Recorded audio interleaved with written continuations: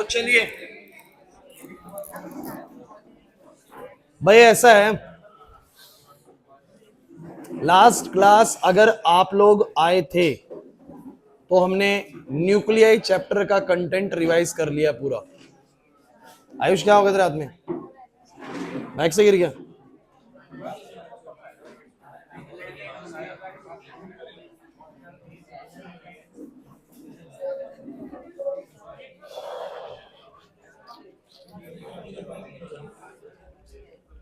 भाई छोड़ दो फोन, रखो।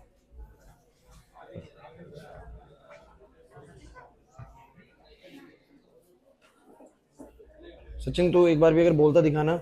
ए सचिन, तू अगर एक बार भी बोलता दिखा तो इधर आ जाइयो, बिल्कुल अलग बैठ जाइयो, बिल्कुल अलग। ठीक, चलो सुनो भाई, बात ऐसी है, हमने न्यूक्लियर चैप्टर स्टार्ट करा था, मैं आपको कंटेंट रिवाइज करा रहा था, ऑलमोस्ट कंप्लीट हो गया था कंटेंट हमारा, बस स्ट्रॉन्ग न्यूक्लियर फोर्स बचा था मेरे को बताना है आप लोगों को।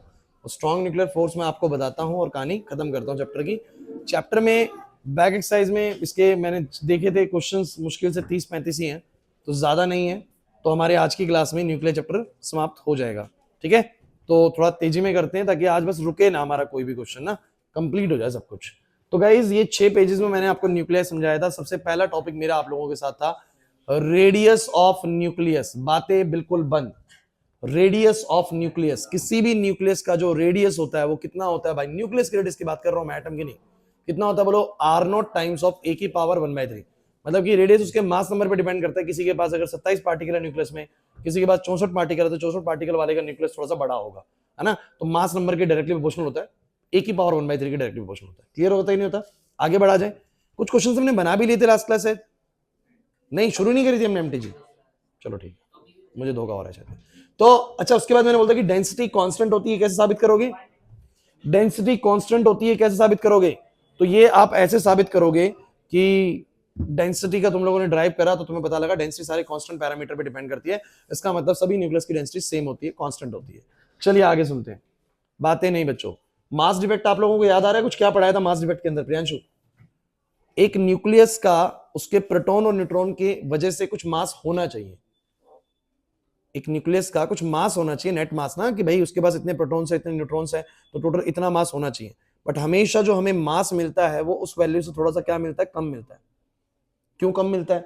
तो आइंस्टाइन कहते हैं कि वो जो थोड़ा सा मास आपको कम दिख रहा है ना, जब ये पार्टिकल्स ऐसे कंबाइन होने के लिए आए थे ना, तो कुछ मास किसमें कन्वर्ट हो गया? एनर्जी में। वो एनर्जी इसमें से निकली तो ये लो एनर्जी पे आया, लो एनर्जी स्टेट पे आने का मतलब स्टेबल हो गया। क्या हो गया?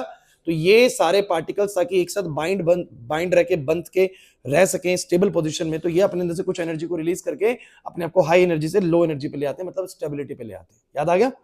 तो कुछ मास क्योंकि एनर्जी में कन्वर्ट हो जाता है, इसलिए हम बोलते हैं कि हमारे जितना हम मास न्यूक्लियस का सोचते हैं कभी भी उतना नहीं मिलता, उससे हमेशा क्या मिलता है? कम मिलता है। Since sum of the mass always get converted into the energy, ये जो मास जो हमें कम मिलता है, जो एनर्जी में खत्म हो जाता है, उसको हम क्या बोलते हैं? Mass defect. क्या बोलते हैं? और जितनी भी एनर्जी निकलती है, इसका उस एनर्जी का मतलब ये है, जैसे कि ऑक्सीजन के न्यूक्लियस के बनते वक्त, ऑक्सीजन के न्यूक्लियस की फॉर्मेशन के दौरान 16 पार्टिकल्स के नजदीक आते वक्त कुछ मास एनर्जी में कन्वर्ट हुआ और इतनी एनर्जी निकली। मास कितना कन्वर्ट हुआ? एनर्जी में हमने निकाल लिया। इतना कैसे निकाला? हमने ऑक्सीजन का एक्सपेक्टेड मास देखा कितना होना चाहिए था, और हमने देखा एक्चुअल कितना है, तो एक्चुअल कम मिला, जितने का डिफरेंस था उतना मास डिफेक्ट है। फिर मैंने ये भी सिखाया था आप लोगों को कि एक ही उसे इतनी एनर्जी पैदा होती है तो इतनी उसे कितनी एनर्जी पैदा होगी। याद आ रहा है? रिवाइज हो रहा है? नहीं आ रही बस डबल टाइम ट्रिपल टाइम चल रही चीजें, तो आप लोगों को पता लग गया कि इतनी एनर्जी निकलती है। अब इसका मतलब ऑक्सीजन से इतनी एनर्जी निकलती है तो ये स्टेबलाइज हो जाता है। तो अगर इतनी ही दे दो तो वापस से 16 पार्टिकल क्या हो जाएंगे? अलग हो जाएंगे। तो इसको बोला गया बाइंडिंग एनर्जी। क्या बोला गया? Binding energy. मतलब इतनी एनर्जी दे दो तो ये 16 पार्टिकल्स अलग अलग हो जाएंगे, 16 दोस्त जो है वो अलग अलग हो जाएंगे अगर इतनी एनर्जी दे दो। तो हर एक न्यूक्लियन को अलग करने में कितनी एनर्जी लगी? 16 से डिवाइड कर दिया। इसको बोलते हैं बाइंडिंग एनर्जी पर न्यूक्लियन। क्या बोलते हैं? Binding energy. देखिए पढ़ा हुआ है आप लोगों ने, मानता हूं आपका केमिस्ट्री का पेपर था, लेकिन इतना तो आप लोगों ने अगर ढंग से समझा भी होगा ना, चीजें याद आ रही होंगी, बिकॉज एमटीजी में हमें जरूरत पड़ेगी आप लोगों ने जो पढ़ा हुआ है उसके जरिए ही क्वेश्चंस बनेंगे, और तभी हम स्पीड पकड़ सकते हैं जब आपको चीजें आती हो अच्छे से। तो किसी की बाइंडिंग एनर्जी पर न्यूक्लियन अगर आयुष कम है, किसी की बाइंडिंग एनर्जी पर न्यूक्लियन ज्यादा है, तो कौन सा ज्यादा स्टेबल है? जिसकी बाइंडिंग एनर्जी पर न्यूक्लियन ज्यादा है, क्योंकि इसके हर एक न्यूक्लियन पे मुझे एनर्जी लगानी पड़ेगी 7.7 की निकालने के लिए, और इसके में 8 की। जिसमें ज्यादा बाइंडिंग एनर्जी पर न्यूक्लियन लगानी पड़ रही है, मतलब हर एक न्यूक्लियन को निकालने में ज्यादा एनर्जी लग रही है, वो ज्यादा स्टेबल न्यूक्लियर है। क्लियर है वाली चीज, है ना? तो ये बात हो जाती है बच्चों। उसके बाद मैंने आप लोगों को बोला था कि कभी भी कोई भी एटम अपनी लो बाइंडिंग एनर्जी से high binding energy per nucleon पे जा रहा है तो वो एनर्जी रिलीज कर रहा है, क्योंकि इसका मैंने लॉजिक ऐसे बताया था कि वो लो बाइंडिंग एनर्जी पर न्यूक्लियन से high binding energy per nucleon जा रहा है। इसका मतलब पहले उसको फ्री कराने में कम एनर्जी लग रही थी, अब ज्यादा लग रही है। इसका मतलब वो और ज्यादा स्टेबल हो चुका है। और कोई भी चीज और ज्यादा स्टेबल कब होती है? जब वो और एनर्जी रिलीज करके और लो एनर्जी पे चला जाए। तो जब भी कोई चीज अपनी पहले उसको 5 की एनर्जी लग रही थी, अब उसको 7 लग रही है और थोड़ी देर बाद 8 लगेगी, तो वो और एनर्जी को बोलो क्या करे जा रहा है? रिलीज करे जा रहा है। तो उसको उस लेवल तक पहुंचाने के लिए ज्यादा एनर्जी लग रहा है। तो हम यही बोलेंगे जब भी कोई स्पीशीज लो बाइंडिंग एनर्जी से high binding energy per nucleon में जाता है तो वो ज्यादा स्टेबल होता है। इसका मतलब वो और एनर्जी को रिलीज कर चुका होता है। क्लियर हुआ? दो ही बातें याद रखनी है, लो बाइंडिंग एनर्जी पर न्यूक्लियन पे कोई स्पीशीज है और फिर वो हाई पे जा रहा है तो वो ज्यादा स्टेबल हो रहा है, क्योंकि high binding energy per nucleon मतलब ज्यादा एनर्जी चाहिए उसके न्यूक्लियंस को निकालने के लिए, तो वो ज्यादा स्टेबल हो जा रहा है। और ज्यादा स्टेबल होने का मतलब यही है कि एनर्जी रिलीज हो रही है। सही बात है कि नहीं? फिर मैंने तुम लोगों को एक ग्राफ कराया था, वो ग्राफ मैंने यहाँ पर बनाया नहीं था लेकिन आप लोगों को पता है वो ग्राफ कुछ ऐसा था कि जैसे जैसे हमारा मास नंबर बढ़ रहा था वैसे वैसे बाइंडिंग एनर्जी पर न्यूक्लियन भी क्या हो रही थी? बढ़ रही थी। तो शुरू में तो हमने देखा था कि 30-32 मास नंबर तक तो हमारे न्यूक्लियन जितना आ रहे थे उतनी उसकी स्ट्रेंथ बढ़ी जा रही थी, न्यूक्लियस की अट्रैक्शन बढ़ी जा रही थी, तो न्यूक्लियन निकालना मुश्किल होता जा रहा था। शुरू के हाइड्रोजन हीलियम वगैरह के इलेक्ट्रॉन निकालने न्यूक्लियन निकालने आसान थे, बट जैसे जैसे मास नंबर बढ़ रहा था न्यूक्लियन निकालना उतना ही मुश्किल हो रहा था, क्योंकि हमारा ग्राफ कुछ ऐसे बढ़ा था कि ये एक्सिस अगर मेरा मास नंबर का एक्सिस है, बातें नहीं, ये एक्सिस मेरा अगर मास नंबर का एक्सिस है और ये वाला एक्सिस मेरा बाइंडिंग एनर्जी पर न्यूक्लियन का एक्सिस है, तो जब तक मेरा मास नंबर कहां तक नहीं पहुंचा था? बोलो 30 तक, तब तक कुछ ऐसे ऐसे बढ़ता हुआ चला गया था वैल्यू, है ना? नहीं आ रहा याद? तो 30 तक तो बाइंडिंग एनर्जी पर न्यूक्लियन बढ़ गया था बहुत ज्यादा ना, कुछ 8.5 के आसपास पहुंच गया था। आयरन पे 8.7 था, आयरन पे था। तो उसकी उस तक तो बढ़ा, मतलब कि न्यूक्लियन निकालने और मुश्किल होते जा रहे हैं जब तक मास नंबर बढ़ रहा है, क्योंकि आपको मैंने बताया भी था जैसे कि कुछ दोस्त जुड़े, 2 दोस्त फिर 4 5 6 सबकी अट्रैक्शन बढ़ती गई। लेकिन 30 के बाद इसमें कॉन्स्टेंसी आ जाती है। 30 के बाद में क्या आती है? बोलो कॉन्स्टेंसी, मतलब बहुत देर तक ये एक जैसा चलता है। इसका मतलब कि अब नए न्यूक्लियंस आते तो हैं, जितना मास नंबर बढ़ रहा है उतने नए न्यूक्लियंस आ तो रहे हैं, बट बहुत ज्यादा अट्रैक्शन बढ़ नहीं रही, क्योंकि जो बाहर से नए न्यूक्लियन आ रहे हैं वो अब इतना दूर है अंदर वाले न्यूक्लियन से जो स्टार्टिंग में लगे थे कि उनके ऊपर वो अट्रैक्शन नहीं लगा पा रहे, बिकॉज यू नो दैट कि जो स्ट्रॉन्ग न्यूक्लियर फोर्स होता है जो इनके बीच में लग रहा होता है बड़ा शॉर्ट रेंज फोर्स होता है। पढ़ाया था मैंने लास्ट क्लास। तो इतना शॉर्ट रेंज होता है कि वो अब जो नए न्यूक्लियंस आ रहे हैं, अब जैसे कि यहां पर एक न्यूक्लियन, इसको घेर के बैठे बहुत सारे न्यूक्लियंस, इन सब में तो अट्रैक्शन है। जब तक ये 30 पार्टिकल है इनमें तो अट्रैक्शन है, बट अब कोई नया न्यूक्लियन आया तो उसमें पुराना ये वाला न्यूक्लियन अट्रैक्शन नहीं लगा पा रहा, बिकॉज स्ट्रॉन्ग न्यूक्लियर फोर्स बहुत थोड़ी दूरी तक लगता है, उसके बाद वो नहीं लग पाता। तो इसके ऊपर कोई नया असर पड़ ही नहीं पा रहा। ये नए पार्टिकल आ तो रहे हैं बट अट्रैक्शन नहीं बन पा रही, जिस कारण से उसकी स्टेबिलिटी पे कोई खास असर नहीं पड़ता और वो उतने ही स्टेबल रह जाते हैं, इसलिए उसमें कॉन्स्टेंसी आई थी। याद आया कि नहीं आया? फिर मैंने इसमें आपको बताया था कि जब फ्यूजन होता है छोटे न्यूक्लियाई का, छोटे न्यूक्लियस जुड़ते हैं तो बड़े में कन्वर्ट होते हैं, तो लो बाइंडिंग एनर्जी से हाई बाइंडिंग एनर्जी में जाते हैं तो एनर्जी रिलीज होती है। जब फ्यूजन होता है तो बड़े वाला यूरेनियम टूट के छोटे वाले में आता है, फिर भी वो लो से किस में जाता है? बोलो हाई में, तब भी एनर्जी क्या होती है? रिलीज होती है। ये सब मैंने आप लोगों को लास्ट क्लास में पूरा का पूरा मामला 1.25 घंटे के अंदर ये सारी चीजें हम लोगों ने करी थी, पूरा रिवाइज करवा दिया था आप लोगों को। एक बार ऑलरेडी चैप्टर कर चुके हैं, दोबारा से एक बार हो चुका है। लास्ट क्लास आपने अटेंड करी है तो वो आपके लिए बहुत हेल्पफुल रही होगी। अब अगली बात करते हैं। अब अगली चीज इसके अंदर बस एक चीज रह गई है बच्चों, वो है स्ट्रॉन्ग न्यूक्लियर फोर्स। वो और सुनो, उसके बाद करो क्वेश्चन शुरू, खत्म।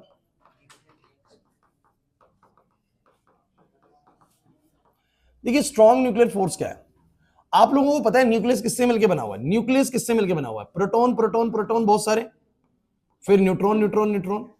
और सोचने वाली बात है कि जितने भी प्रोटॉन्स होते हैं सब पे पॉजिटिव चार्ज होता है, और पॉजिटिव पॉजिटिव एक दूसरे को बोलो क्या करता है? रिपेल करता है, due to the electrostatic force of attraction repulsion. Electrostatic force तो यही बोलता है ना कि लाइक चार्जेस क्या करेंगे? बोलो रिपेल। बट आप फिर भी जानते हैं कि न्यूक्लियस के अंदर जो ये प्रोटॉन्स न्यूट्रॉन्स है ये बाइंड रहते हैं। तो कौन सी ऐसी ताकत है जो लाइक चार्जेस को भी बाइंड करके बैठी है? वो है स्ट्रॉन्ग न्यूक्लियर ताकत, जो स्ट्रॉन्ग न्यूक्लियर फोर्स है। और मैं आपको बता दूं कि जो स्ट्रॉन्ग न्यूक्लियर फोर्स है ना, वो लगभग is 10 to the power 36 times ये ग्रेविटेशनल फोर्स इतना स्ट्रॉन्गर होता है ना। इलेक्ट्रोस्टैटिक फोर्स है तो हम इसका एग्जैक्ट वैल्यू कितना होता है? 100 गुना होता है ये हमारा, उससे 100 गुना होगा, 100 गुना होगा ग्रेविटेशनल से, इतना होता है 100 times stronger than electrostatic force. इतना ही होता है, इतना ही था? नहीं नहीं यार, इलेक्ट्रोस्टैटिक 10 की पावर 36 था, आई थिंक 38 होता है। ग्रेविटेशनल 38 हो जाएगा, इससे 10 की पावर 36 हो जाएगा। कुछ भी छोड़ो, कोई नहीं, अभी एग्जैक्ट वैल्यू अगर नहीं है कोई नहीं, सुनो मेरी बात, ये ध्यान रखिएगा, strong nuclear force is very powerful as compare to the electrostatic force of repulsion between the particles. जितने से वो रिपेल कर रहे हैं उससे बहुत ज्यादा ताकतवर होता है। बोलो कौन सा फोर्स हो रहा है? Strong nuclear force. तो ये इनको बांध के रखता है न्यूक्लियस के अंदर। लेकिन आप लोगों को एक बड़ी जरूरी चीज पता होनी चाहिए इसको लेके, वो क्या, कि एक तो ये बड़ा शॉर्ट रेंज फोर्स होता है। शॉर्ट रेंज फोर्स मतलब, शॉर्ट रेंज फोर्स का मतलब क्या, कि ये तभी एक्ट करता है जब कोई चीज बहुत नजदीक होती है। अगर बहुत दूर है ना तो फिर ये एक्शन नहीं दिखा पाएगा। समझो मेरी बात को, मतलब कि अगर कोई चीज बहुत नजदीक है, जैसे कि मैं अगर मान लो स्ट्रॉन्ग न्यूक्लियर फोर्स लगा रहा हूं, तो मैं, मेरा एक रेंज है, बस इतनी रेंज में कोई आएगा तो मैं लगा दूंगा, फिर मैं उसको रिपेल नहीं होने दूंगा इलेक्ट्रोस्टैटिक फोर्स से। इलेक्ट्रोस्टैटिक फोर्स लाइक चार्ज को रिपेल भी करवाएगा, लेकिन वो मेरी रेंज में आ चुका है तो अब मैं स्ट्रॉन्ग न्यूक्लियर फोर्स लगा पाऊंगा।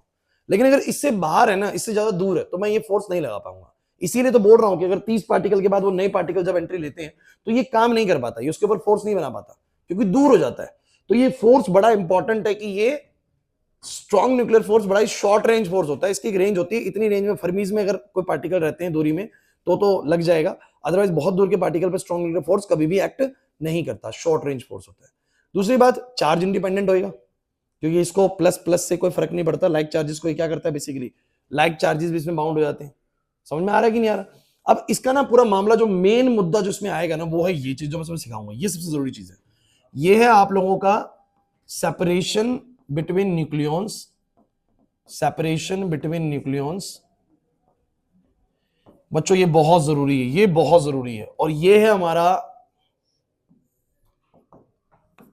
तुम लोगों के एग्जाम में कभी भी आ सकता है,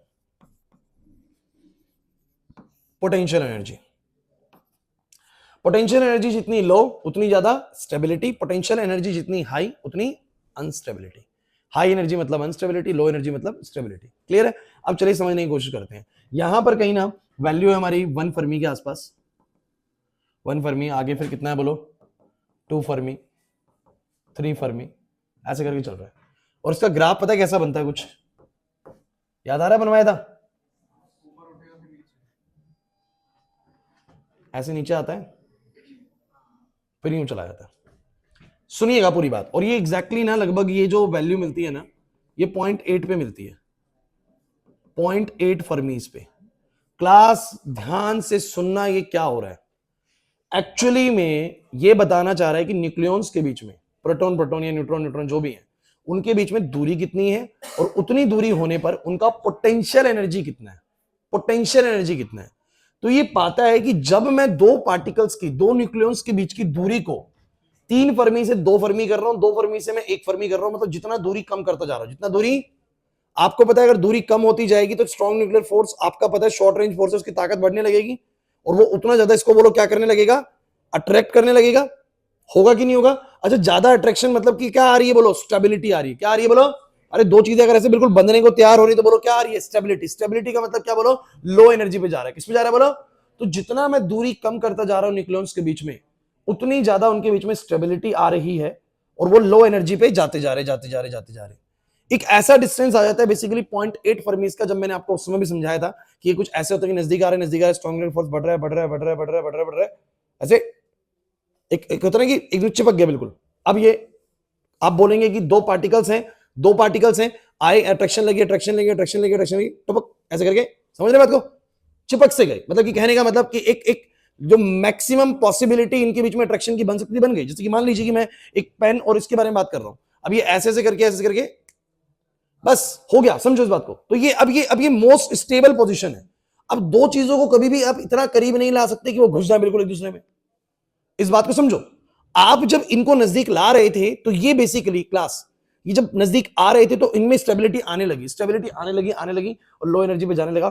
0.8 फर्मी पे सबसे लो एनर्जी मतलब सबसे ज्यादा स्टेबल हो रखा था। मतलब जब न्यूक्लियॉन्स के बीच की दूरी कितनी होती है बंसी का, 0.8 fermis, they acquire the lowest possible energy and they are the most stable at this separation. But अगर अब इससे कम करने की कोशिश करी, इससे भी ज्यादा नजदीक लेके जाने की कोशिश करूंगा ढक्कन और मार्कर को, फिर से अनस्टेबल होने लग जाएगा, फिर से एनर्जी बढ़ने लगी। अब समझ में आ रहा है क्या हो रहा है? फिर से एनर्जी, तो अगर तुमने दूरी को 0.8 फर्मी से भी कम करना शुरू कर दिया तो एनर्जी क्या होने लगी, फिर से बढ़ने लगी, बढ़ने लगी, बढ़ने लगी, और बहुत कम करता जाऊंगा तो और ज्यादा पॉजिटिव में भी चली जाएगी। कहने का मतलब सर ये कब तक अट्रैक्टिव होता है, कब तक रिपल्सिव, पूछा गया एग्जाम में। सर 0.8 फर्मी तक ये बोलो कैसा फील करता है, अट्रैक्टिव फील करता है। यहां वाली रेंज में ये अट्रैक्शन बढ़ती भी जाती है, इस रेंज में अट्रैक्शन बढ़ती भी जाती है, समझो। और इस रेंज के बाद क्या होता है, इससे अगर ज्यादा करते हो तो फिर से बोलो क्या होने लगता है, रिपल्सिव होने लगता है। वो अब एक दूसरे से वापस से दूर रहना पसंद करते हैं, क्योंकि भैया आपको पता है 0.8 फर्मीज पे उनका मोस्ट स्टेबल कॉन्फ़िगरेशन उनको मिल चुका था। अगर उससे ज्यादा नजदीक लेके जाओगे फिर दोबारा अनस्टेबिलिटी आने लगेगी, फिर से पोटेंशियल एनर्जी रेज होने लगेगी। सो मुझे तुम सभी बच्चे बताओ, स्ट्रॉन्ग न्यूक्लियर फोर्स सबसे ज्यादा स्टेबिलिटी कितने दूरी पे लेता है, 0.8 फर्मीज में। इस फर्मीज की रेंज में ही रहता है बच्चों। और क्या ये तुम्हें ग्राफ समझ में आ रहा है, ऐसा क्यों बनता है? उल्टा समझने की कोशिश करनी है हमेशा इस ग्राफ को। दूरी कम करते जा रहे हैं, स्टेबिलिटी ज्यादा आती जा रही है, पोटेंशियल एनर्जी नीचे जाती जा रही है। लेकिन एक पर्टिकुलर दूरी के बाद अगर आपने और भी दूरी को कम करना शुरू किया तो एनर्जी फिर बढ़ेगी और अनस्टेबिलिटी आना शुरू हो जाएगी। तो एग्जाम में एक तो ग्राफ पूछता है, दूसरी चीज क्या पूछता है, किस रेंज में ये अट्रैक्टिव है, किस रेंज में रिपल्सिव है, वो दिखा दो भाई बना के। तो इस रेंज में रिफ्लेक्सिव और रिपल्सिव है, और इस वाली रेंज में बोलो क्या है, अट्रैक्टिव है। कितने फर्मीज पर ये सबसे ज्यादा स्टेबल कॉन्फ़िगरेशन अटेन कर रहा है, 0.8 फर्मीज पे। ये सब इस ग्राफ के क्वेश्चंस होते हैं, मेरे को लगता है आप लोग बता पाएंगे। अब नहीं आया समझ में, पक्का बताओ भाई, बढ़ सकता हूं आगे। तो ये मेरी तरफ से बच्चों स्ट्रॉन्ग न्यूक्लियर फोर्स था। अच्छा, अब कुछ एक और न्यूक्लियर फिजन और फ्यूजन की रिएक्शंस है, जिसमें हम वो कुछ पार्टिकल्स के बारे में पढ़ते हैं। जब वो शुरू होंगी मैं तभी कराता हूं वो चीज, ठीक है? क्वेश्चंस के फॉर्मेट में आएगा, मैं तभी आप लोगों को उसके बारे में बात करूंगा। अभी आगे बढ़ूं, चलो।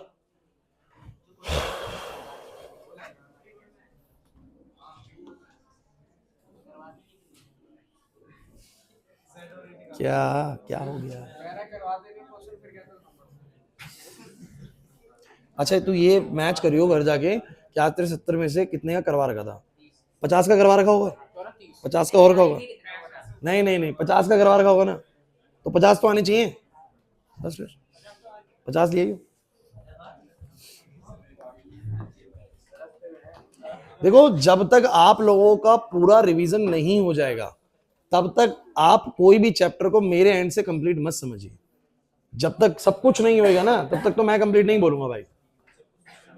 सब कुछ तब होएगा जब आप लोग रिवीजन हो जाएगा, हमारा एंड हो जाएगा, उसके बाद तुम बोलना कि हाँ हो गया सारा। मैं बोल दूंगा हो गया भाई, अब पढ़ लो तुम लोग जैसे तुम्हें करना है। अरे यार, मतलब एक लिमिट तो कभी किसी चीज की है ही नहीं ना। अबे यार, तुम लोग तो ना, तुम लोग बताओ कैसे हो। एक, हाँ, सही शब्द यूज किया है। एक क्वेश्चन भी अगर 70 में से एक नंबर का क्वेश्चन भी बोर्ड एग्जाम में, बच्चे ऐसा करते हैं, ऐसा आ गया जो कभी बाय चांस क्लास में ड्यूरेशन में डिस्कस ना हुआ कभी भी, तो सर वो एक नंबर पकड़ के घूमते रहते हैं। एक नंबर का क्वेश्चन सर ने नहीं कराया, देख सर ने छुड़वा दिया, सर ने बोला था मैं तो करा दूंगा सब कुछ, सर ने नहीं कराया। आप 69 मार्क्स का जो पेपर आया है वो भूल जाते हैं। बच्चों की ये आदत होती है, हम लोग इतने सालों से पढ़ा रहे हैं तो हमें पता है बच्चे ऐसा करते हैं, इसलिए हमें बोल के चलना पड़ता है। ये चीज हमें क्लास में बोल के चलनी पड़ती है कि बच्चों, कभी भी कोई लिमिट नहीं है किसी चीज के करने की, लेकिन हम अपनी मैक्सिमम पॉसिबल लिमिट तक करके जाएंगे चीजों को। समझ रहे हैं बात को? तो अंत तो भाई किसी चीज का नहीं है। अब सुनो, अब ऐसा है, चलिए शुरू करते हैं। ज्यादा क्वेश्चंस नहीं है, बहुत कम क्वेश्चंस हैं। 2023 में आया हुआ क्वेश्चन है, जल्दी से आंसर बोलिए। The ratio of the nuclear densities of the two nuclei having the mass number 64 and 125। ये क्वेश्चन आप लोगों को जल्दबाजी में गलत करने के लिए, गलती हो जाएगी आप लोगों से, जैसे भी कर भी रहे हो बहुत अच्छी गलती, आप इसका आंसर 4/5 करने की सोच जाएंगे और हो सकता है जल्दी टिक करके आप अगले क्वेश्चन में बढ़ भी जाए। बट क्वेश्चन ध्यान से नहीं पढ़ा, ये रेडियस की रेशियो नहीं पूछ रहा, ये न्यूक्लियर डेंसिटी की रेशियो पूछ रहा है। सावधानी से पढ़ना है। डेंसिटी तो सेम होती है भाई, यस, डेंसिटी तो मास नंबर पे डिपेंड ही नहीं करती। अब सुन लो, फिर पेपर में गलत करोगे। डेंसिटीज हर एक न्यूक्लियस की सेम होती है, और अगर डेंसिटी सेम है तो रेशियो भी 1 है, 1:1 आएगा बेसिकली। क्लियर है? अगर ये पूछता रेडियस रेशियो, क्या पूछता, तो फिर आप करते कि भाई पहले वाले का रेडियस आएगा R0 64 की पावर 1/3, दूसरे वाले का आएगा R0 125 की पावर 1/3। नहीं समझे? तो तुम्हारा 4/5 आंसर आता। करके बताऊं कैसे? इसका 1:1 हो गया, ठीक है? तेरे लिए भी वो स्कीम है बेटा, ध्यान रखियो, तू भी कम नहीं है। अब सुनो, सेकंड, अब रदरफोर्ड के बारे में मैं तुम्हें ऑलरेडी पढ़ा चुका हूं, मुझे सीधा आंसर करके दिखा दो। Radius R of the nucleus with the mass number. ये क्वेश्चन आते के साथ ही नहीं उठा दोगे, इतना भी किसी ने ना पढ़ रखा हो ना भाई, फिर कुछ नहीं हो सकता। न्यूक्लियर डेंसिटी, फिर वही बात, डेंसिटी का रेशियो 1:1, 1:1। रेडियस का रेशियो पूछता तो आता 3:2, क्योंकि 27/8 आपको पता है 27 की पावर 1/3 डलता और 8 की पावर भी नीचे 1/3 डलता। 27 की पावर 1/3 3 होता और 28 की पावर 8 की पावर 1/3 2 होता। करके बताऊं क्या? पता लग रहा है ना, मैंने करवाया आप लोगों को ऐसा। अब ये आ गया भाई, चलो ये बता देते हैं यार, आ रहा है बार बार तो बता देते हैं। प्री बोर्ड में आया, ठीक है भाई, करा देते हैं यार। तुम लोग तो यार, तुम लोग तो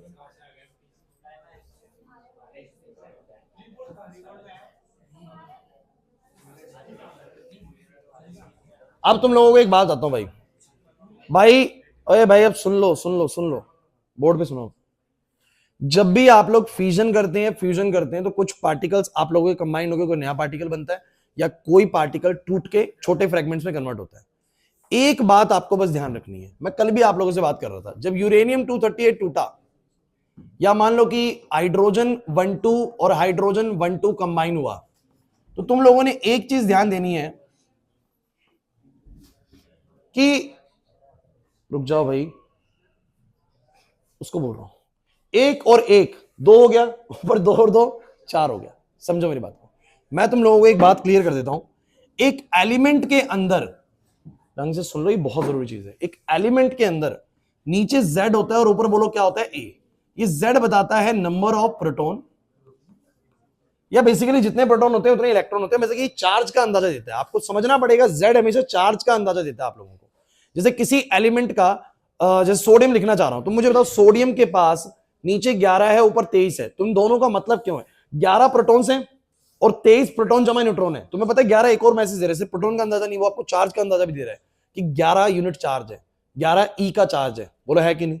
और ऊपर 23 में जो 12 पार्टिकल्स अलग से मिले हुए हैं, वो आपको पता है न्यूट्रॉन्स का कोई चार्ज में रोल नहीं होता।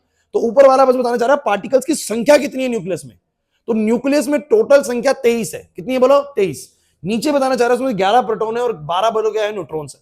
12 बोलो क्या है? न्यूट्रॉन। बहुत इजी चीज है, अगर एक बार समझ में आ गई तो नीचे मैं हमेशा चार्ज को रखता हूं और ऊपर मैं number of total number of particles को रखता हूं। समझ में आ रही बात? अब जरा ऐसे ही ना, मैंने क्या करा, जैसे कि देखो आपको ध्यान रखना है, पार्टिकल्स के नंबर्स हमेशा कंजर्व रहेंगे। अगर पहले रिएक्शन से पहले 2 न्यूक्लियन यहां थे, 2 न्यूक्लियन यहां थे, तो ध्यान रखना रिएक्शन के बाद भी टोटल न्यूक्लियंस की संख्या 4 बननी चाहिए। रूल है ये। पहले अगर 4 चीजें थी तो बाद में चाहे कंबाइन कुछ भी हुआ हो, बाद में भी कितनी चीजें मिलेंगी? 4। डिस्ट्रॉय नहीं होगी ये चीज।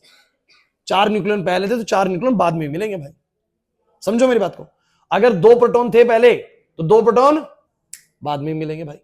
तो नीचे का सम नीचे बराबर होना चाहिए, ऊपर का सम ऊपर बराबर होना चाहिए। Got my point? अब लेकिन मैं तुम्हें एक चीज और इसमें ऐड करता हूं। एक्चुअली में बच्चों कभी कभी ऐसा भी हो सकता है कि इस रिएक्शन को ऐसे दिखा दे, H12 और हीलियम का नहीं, एक आइसोटोप, तुम्हें पता नहीं पता है कि नहीं पता, बट एक आइसोटोप हीलियम का ये भी होता है। 2-3, ज्यादा सुना नहीं है तुमने इसके बारे में, लेकिन होता है। हीलियम के अंदर 2 प्रोटॉन होते हैं और ऐसे में बस 1 न्यूट्रॉन होता है। ये भी एक हीलियम होता है, ये भी एक हीलियम होता है, और एक हीलियम होता है 2 प्रोटॉन 2 न्यूट्रॉन वाला, जो कि तुमने हीलियम 4 वाला पढ़ा है। अगर सोचो ये बना, अब तुम कहोगे सर ये कैसे बन सकता है, 3 ही बन रहे। तो बच्चों फिर एक और पार्टिकल भी साइड में निकला होगा, वो न्यूट्रॉन मान लो। क्या मान लो? अब मैं तुम्हें कुछ चीजों के सिंबल बता रहा हूं, ढंग से सुन लेना एक ही बारे में, क्योंकि लास्ट में भी आने वाला है क्लास के, तो वहां पर मैं इसको सिखाने वाला हूं। तो जैसे न्यूट्रॉन का सिंबल क्या होता है ना, न्यूट्रॉन का सिंबल आज सीख लीजिए सभी बच्चे। न्यूट्रॉन के पास, सभी बच्चे मुझे बताओ, चार्ज कितना होता है? न्यूट्रॉन के पास चार्ज कितना होता है? 0 चार्ज होता है, नहीं तो नीचे चार्ज कुछ नहीं है सर। पार्टिकल काउंट में ही अपना एक पार्टिकल काउंट करवाएगा, तो न्यूट्रॉन का सिंबल होता है ऊपर 1 नीचे 0। नहीं आया समझ? नहीं आया? पक्का सोच पा रहे हैं मैं क्या बोलना चाह रहा हूं? टोटल पार्टिकल्स में न्यूट्रॉन की अगर बात करी जाए तो इसका आपको बोलेंगे ना 0 होगा, ऊपर कितना होगा? 1 होगा। सबको क्लैरिटी है इस चीज को लेके? ये बताता है कि भाई मैं एक नंबर में पार्टिकल में तो मैं काउंट होऊंगा, जो ऊपर होते हैं, ऊपर क्या होते हैं? नंबर ऑफ न्यूक्लियंस होते हैं, नंबर ऑफ न्यूक्लियंस होते हैं। तो ये एक न्यूक्लियन की कंट्रीब्यूशन दे रहा है, बट चार्ज की कंट्रीब्यूशन नहीं दे रहा। अब सेम चीज ना, अगर तुम देखो, वैसे तो जनरली इसके बारे में तो देता नहीं है, इलेक्ट्रॉन और एक होता है पॉजिट्रॉन। अब आप कहेंगे देखो थोड़ा सा हम ऐसी जगह पे जा रहे हैं, मतलब कुछ चीजें ऐसी भी डिस्कस कर रहे हैं जो जरूरी नहीं है पेपर में आएंगी, लेकिन सुन लीजिए। इलेक्ट्रॉन और पॉजिट्रॉन, क्या फर्क होता है इन दोनों पार्टिकल्स में? किसी को पता है क्लास में? दोनों पार्टिकल्स का मास मुझ सब कुछ सेम होता है, इलेक्ट्रॉन का भी पॉजिट्रॉन का भी, बस चार्ज पर फर्क होता है। अब आप कहोगे तो चार्ज मतलब जैसे इलेक्ट्रॉन पे चार्ज होता है आप लोगों का माइनस का 1.6 × 10 की पावर -19, पॉजिट्रॉन पे चार्ज होता है प्लस का 1.6 × 10 की पावर -19। अब कुछ बच्चे कहेंगे फिर ये तो प्रोटॉन हो जाना चाहिए क्योंकि प्रोटॉन पे भी उतना ही होता है। अरे भैया प्रोटॉन भारी होता है, प्रोटॉन क्या होता है भारी। तो इस इलेक्ट्रॉन और पॉजिट्रॉन में सब कुछ सेम होता है, बस चार्ज का फर्क होता है। और मैं आपको बता दूं कि इलेक्ट्रॉन को डिनोट कैसे करते हैं। इलेक्ट्रॉन को डिनोट करते हैं, मुझे बताओ जरा, इलेक्ट्रॉन पे चार्ज होता है सर, तो -1 का चार्ज होता है। कितना बोलो? क्योंकि ये अपनी माइनस की कंट्रीब्यूशन देते हैं, जैसे प्रोटॉन अपनी प्लस की कंट्रीब्यूशन देता है चार्ज में, ये किसकी देता है बोलो? माइनस की। और ऊपर 0 लिखूंगा। अब आपको सर ऊपर 0 क्यों लिखा? क्योंकि इलेक्ट्रॉन्स न्यूक्लियॉन्स में, न्यूक्लियस की कंट्रीब्यूशन में कोई भी हाथ, समझो इसके ऊपर 0 लगाने का मतलब क्या है। ऊपर लिखे जाते हैं कितने कितने प्रोटॉन और न्यूट्रॉन मिला के हैं, या कितने न्यूक्लियॉन्स हैं, कितने न्यूक्लियस में मौजूद जो पार्टिकल है वो कितने। तो भैया इलेक्ट्रॉन न्यूक्लियस में नहीं होता, तो ऊपर 0 आएगा। अच्छा पॉजिट्रॉन का क्या सीन है? नीचे +1 आएगा, ऊपर 0 आएगा। जिस बच्चे को ज्यादा संदेह लगे ना, बस वो 3 सिंबल याद कर लो। न्यूट्रॉन का सिंबल ये रहा, इलेक्ट्रॉन का सिंबल ये रहा, पॉजिट्रॉन का सिंबल ये रहा। इन दोनों पे चार्ज होता है, इसमें -1, इसमें +1। न्यूक्लियस के कंट्रीब्यूशन में इनका संख्या नहीं काउंट होता है, 0 है ऊपर।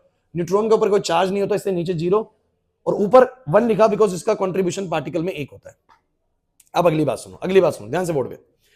जब भी ये रिएक्शन होगी, देखो इसको मैं क्या लिखता हूं, H12 यहां पर 2 लिखा है, यहां पर 3 लिखा, बोलेगा यहां पर क्या निकला होगा, तो ध्यान रखना 0 1। क्या बोलूंगा? क्योंकि देखो नीचे का सम 2, इधर भी 2, इधर 4 है, उधर भी 4 बन जाएगा। तो हम बोलेंगे कि अगर इन दोनों ने मिलके ये वाला हीलियम बनाया है तो साथ में एक न्यूट्रॉन भी निकला होगा, बिकॉज टोटल पार्टिकल्स की संख्या 4 पहले थी तो 4 ही बाद में रहनी चाहिए। नहीं समझ में आया? अगर पहले पार्टिकल्स की संख्या 2 थी तो बाद में भी 2 रहनी चाहिए। अब मैं इसको करके दिखाता हूं, जब तक करूंगा नहीं ना तब तक तुम्हें समझ में आएगा नहीं। और इस क्वेश्चन का आंसर हम पिछली बार कर रहे थे तो गलत था, कुछ गलत था यहाँ पर, कुछ आंसर गलत था लास्ट टाइम कर रहे थे। तो अब आप लोग देखते हैं क्या करें इन्होंने, चेंज तो क्या कर रहे, इसी से कर रहे थे। बताओ ये है यूरेनियम 92-238, ये न्यूट्रॉन बना के दिया, सिंबल पूरा नहीं बनाया, कोई दिक्कत नहीं है। यूरेनियम 238, यहां पर 92 कह रहा है, यूरेनियम में न्यूट्रॉन डाल दिया। अब आप लोग कहेंगे क्यों डाला, सुन लीजिए। किसी का पैकेट ना इतना ज्यादा भर चुका है, सुन लीजिए, ये सोचिए क्यों डालते हैं न्यूट्रॉन को। 238 पार्टिकल्स यूरेनियम के न्यूक्लियस में है, बिल्कुल पैकेट पहले से फटने को हो रहा है क्योंकि बहुत सारे पार्टिकल्स हैं। लेकिन अगर मुझे इसको बिल्कुल बर्स्ट करवाना है, इसको डीके करवाना है इसका, तो मैं क्या करता हूं, इसके अंदर एक न्यूट्रॉन और डाल देता हूं, जबरदस्ती एक न्यूट्रॉन और डाल देता हूं। जैसे कि एक बैग बिल्कुल भर चुका है, अब मुझे उसको बेसिकली डीके करवाना है, तो मैं उसके अंदर एक सामान और डाल दूं तो फट जाएगा, हो जाएगा। तो ऐसे ही डीके कराया जाता है कि यूरेनियम के अंदर, सुन लीजिए आसान चीजें हैं बिल्कुल, यूरेनियम के अंदर उन्होंने एक पार्टिकल डाल दिया, एक पार्टिकल मतलब न्यूट्रॉन डाल दिया, 0 1 वाला डाल दिया। अब बोलो क्या बना, कह रहे एक तो बना कोई एनपी करके कोई चीज बनी, कुछ नाम नहीं बताया उसने, नाम नहीं बताया, बस एक्स और वाई लिख दिया, उसका नंबर एक्स और वाई है। क्लास बातें हो रही है भाई, एक्स और वाई है। ये आप लोगों का इस पार्टिकल पे एंटी न्यूट्रिनो पार्टिकल है और ये क्यू है, ये इन्होंने E- दिया है, यहां पर इलेक्ट्रॉन को दिखा रहा है, सिंबल में गड़बड़ ना कर रखी है उन्होंने। उस हिसाब से तो देखो, क्योंकि ये ऊपर का सम 239 बनना चाहिए है। देखो अगर मैं इसको इलेक्ट्रॉन बोलूं, ये एंटी न्यूट्रिनो पार्टिकल होता है, ये एंटी न्यूट्रिनो पार्टिकल होता है, सुन लीजिए, ये एनर्जी होती है, जो एनर्जी रिलीज हुई है, ये एंटी न्यूट्रिनो पार्टिकल होता है। एंटी न्यूट्रिनो पार्टिकल न्यूक्लियस से निकलता है, जब उसका डीके होता है तो एक मासलेस चार्जलेस पार्टिकल होता है, चार्ज होता है ना मास होता है, इसलिए उसकी काउंटिंग मत करना। और अगर ये इलेक्ट्रॉन है, अगर ये मेंशन करना चाहिए वैसे, लेकिन ई के ऊपर माइनस लगा रहा है, तो we can consider it as electron. हम इसको क्या कंसीडर कर लेते हैं बोलो, इलेक्ट्रॉन। तो सभी बच्चे मुझे बस एक बात बता दो भाई, इलेक्ट्रॉन का सिंबल तुम लोग क्या जानते हो, बस खत्म करते हैं इसको। यूरेनियम 92-238, न्यूट्रॉन विद 0 1, मुझे नहीं पता इसके नीचे एक्स और वाई क्या होगा, इलेक्ट्रॉन में जानता हूं, इलेक्ट्रॉन नीचे -1 ऊपर 0, एनी प्रॉब्लम? खत्म करो। नीचे का सम कितना, 92, इधर भी 92 बनना चाहिए, इधर भी 92 बनना चाहिए, तो x की वैल्यू कितनी होनी चाहिए, 93। खत्म। नहीं आया समझ में? We can consider this as electron, के ऊपर माइनस लगा हुआ है, consider it as electron, electron है भाई ये। और इलेक्ट्रॉन का सिंबल मैंने तुम्हें बताया, नीचे -1 ऊपर 0, क्लियर होता है कि नहीं होता? अरे भाई नहीं आ रहा समझ में कनिष्का? तो मेरी बात सुनो, न्यूट्रॉन जब भी मिलेगा 0 1 लगाओगे, 0 1 लगाओगे, लॉजिक हालांकि मैं तुम्हें बता चुका हूं। न्यूट्रॉन पे चार्ज कुछ नहीं होता, बट न्यूक्लियस में नंबर अपना काउंट करवाता है, इसलिए 1। इलेक्ट्रॉन पे चार्ज होता है -1, इसलिए लिखा मैंने, लेकिन न्यूक्लियस में इसका नंबर काउंट नहीं होता, इसलिए ऊपर 0, कि न्यूक्लियस वाले नंबर्स में कंट्रीब्यूशन नहीं देगा, ऊपर 238 और 1 है ना, तो न्यूक्लियस में नहीं बैठा होगा, तो इसकी काउंटिंग मत करना न्यूक्लियस के अंदर, इसलिए 0 लिखा मैंने ऊपर। तो मेरी पूरी बात समझो, x की वैल्यू कितनी आएगी 93 और y की वैल्यू कितनी आएगी, y की वैल्यू, क्योंकि y प्लस 0 होना चाहिए 239, तो y की वैल्यू आएगी 239। अरे तुम्हें मैथमेटिक्स समझ में आ रहा है मैं क्या बोल रहा हूं? अरे यार उधर का 239 बराबर होएगा y प्लस 0 के, और इधर का 92 बराबर होएगा x माइनस 1 के, तो x की वैल्यू 93 होगी, y की वैल्यू 239। कोई ऑप्शन है? सी ऑप्शन है। पीछे कुछ और दिया है इसका आंसर है, गलत है। ठीक है, आप लोग ठीक कर लीजिए, मैंने बोला है पिछली बार भी गलत था। कहां पर भाई? तो चार्ज तो आएगा नेट शेल, चार्ज तो काउंट होएगा, ऐसे चार्ज तो काउंट होगा, चार्ज में काउंटिंग आता है उसका, वो ऐसे ही काउंट होता है। इसको, इसके पार्टिकल की जो चार्ज को है ना, हमें उसको इंपॉर्टेंस देनी पड़ेगी, चार्ज ऐसे कम नहीं होएगा, काउंट होएगा ऐसे ही। पीछे जो दिया होगा वो उसका कुछ गड़बड़ होगा। इसका आंसर तुम लोग गूगल से डाल के देखो कितना आ रहा है, डाल के देख लो एक बार, पता लग जाएगा तुम्हें कितना आ रहा है, चेक करो, चेक करो। इसको इन्होंने इलेक्ट्रॉन ही कंसिडर करा है ना,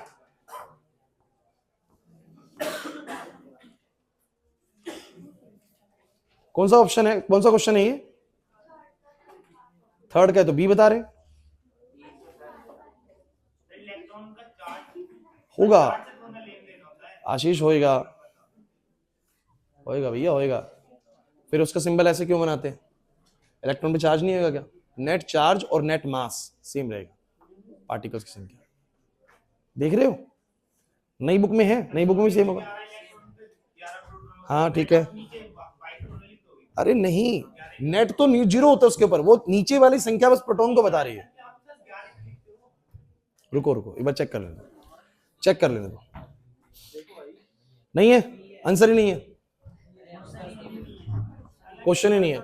चलो एक काम करो, एक काम करो, वापस आएंगे, मुझे पहले ये क्वेश्चन करके बताओ, ये करके बताओ, दो ये क्वेश्चन करके बताओ, है सी ऑप्शन है, यही बनना चाहिए। काउंट होगा, कैसे होगा मुझसे अकेले में डिस्कस करना, और वो कंफ्यूज नहीं करते, होगा काउंट, क्योंकि चार्ज की काउंटिंग में काउंट हो रहा है। अब तो वो इलेक्ट्रॉन्स बन के निकल रहे हैं, अब तो वो वाली बात बोलेगा कि इलेक्ट्रॉन कैसे, तो मैं ये भी बोल सकता हूं कि इलेक्ट्रॉन न्यूट्रॉन से स्प्लिट करके निकल सकता है, निकल सकता है ना, नहीं निकल सकता? तेरी बात को बड़ा कर लेते हैं कि न्यूट्रॉन, अगर मैं इस 92 के अंदर या कोई भी पार्टिकल के अंदर न्यूट्रॉन मान लूं, अब एक न्यूट्रॉन के अंदर से एक प्रोटॉन और एक इलेक्ट्रॉन आ सकता है, लेकिन मैं उतना जाना नहीं चाह रहा, उतना जाएंगे और वो कंफ्यूजन हो जाएगा, क्योंकि न्यूट्रॉन भी एक तरह का प्रोटॉन और इलेक्ट्रॉन का कॉम्बिनेशन है। अगर वो स्प्लिट हुआ तो एक प्रोटॉन भी जनरेट हो सकता है और एक इलेक्ट्रॉन भी जनरेट हो सकता है, तो क्यों नहीं मैं उसको चार्ज में काउंट कर सकता? क्योंकि इसका चार्ज भी इंक्लूजन में आएगा भाई। अरे भाई एक बात सुनना, इसका प्रोटॉन और इसका इलेक्ट्रॉन मिला के नेट शेल खत्म होएगा कि नहीं होगा? चार्ज, चार्ज खत्म होएगा ना। मैं यही तो बता रहा हूं कि अगर एक प्रोटॉन है और एक इलेक्ट्रॉन है, मिलेगा कंबाइन करके, तो न्यूट्रॉन बनता है। न्यूट्रॉन का फॉर्मेशन एक प्रोटॉन और इलेक्ट्रॉन से ही होता है। नहीं पता ये वाली बात? छोड़ दे, अभी तुम सुनो। अरे क्लास, पहले हमें पहले कॉन्सेप्ट का आंसर करना आना चाहिए, पहले हमें क्वेश्चन का आंसर करना आना चाहिए अच्छे से। इन क्वेश्चंस के आंसर करते वक्त 3 पार्टिकल बिल्कुल दिमाग में फिक्स कर लीजिए। कौन कौन से 3 पार्टिकल? सुन लो, वो 3 पार्टिकल कौन है? Neutron with symbol of 01, electron with symbol of -10 and positron with symbol of +10। बस ये 3 ही पार्टिकल्स का आपको ध्यान रखना है बस। अब जितना भी कम पढ़ रहा हूं ना नेट शेल बराबर करने में, जितना भी कम पढ़ रहा हूं नेट शेल बराबर करने में, कम पढ़ने का मतलब क्या? अरे भाई लेफ्ट साइड का और राइट साइड का ऊपर का सम और लेफ्ट साइड का और राइट साइड का नीचे का सम टोटल क्या आना चाहिए? सेम आना चाहिए। बस इतनी बात दिमाग में याद कर लो, हो गया सारा क्वेश्चन। अब आओ तुम एक बार आओ, इस पे आओ। मेरे को पता है वो गड़बड़ी होगा उसमें ऐसे, लेकिन जो बता रहे हैं वो ऐसे ही होता है भैया। बोरोन 5-10, इस पे आओ, इस पे आओ। चलो सुनो, यहां उसने बोला क्या आना चाहिए, क्लास बोर्ड पे सबकी नजरें हो भाई, क्या आना चाहिए? एक बात बताओ, ऊपर का सम कितना? 11। ऊपर का सम 11, नीचे का सम 5, तो इधर भी नीचे 5 होना चाहिए, ऊपर कितना होना चाहिए? 11 होना चाहिए। भाई एक सिंपल सी बात है। अब जो भी चीज यहां पर आएगी, जो भी चीज यहां पर आएगी, उसका 3 होएगा मास, ये 3 होएगा नीचे का, और 10 और 1 11, तो 7 होएगा ऊपर का। ये लिथियम होता है। कौन होता है? तो हम बोलेंगे लिथियम और निकलेगा साथ में, 3 और 7 एक ही स्पीशीज बात कर रहे हैं। मेरी बात समझो ना।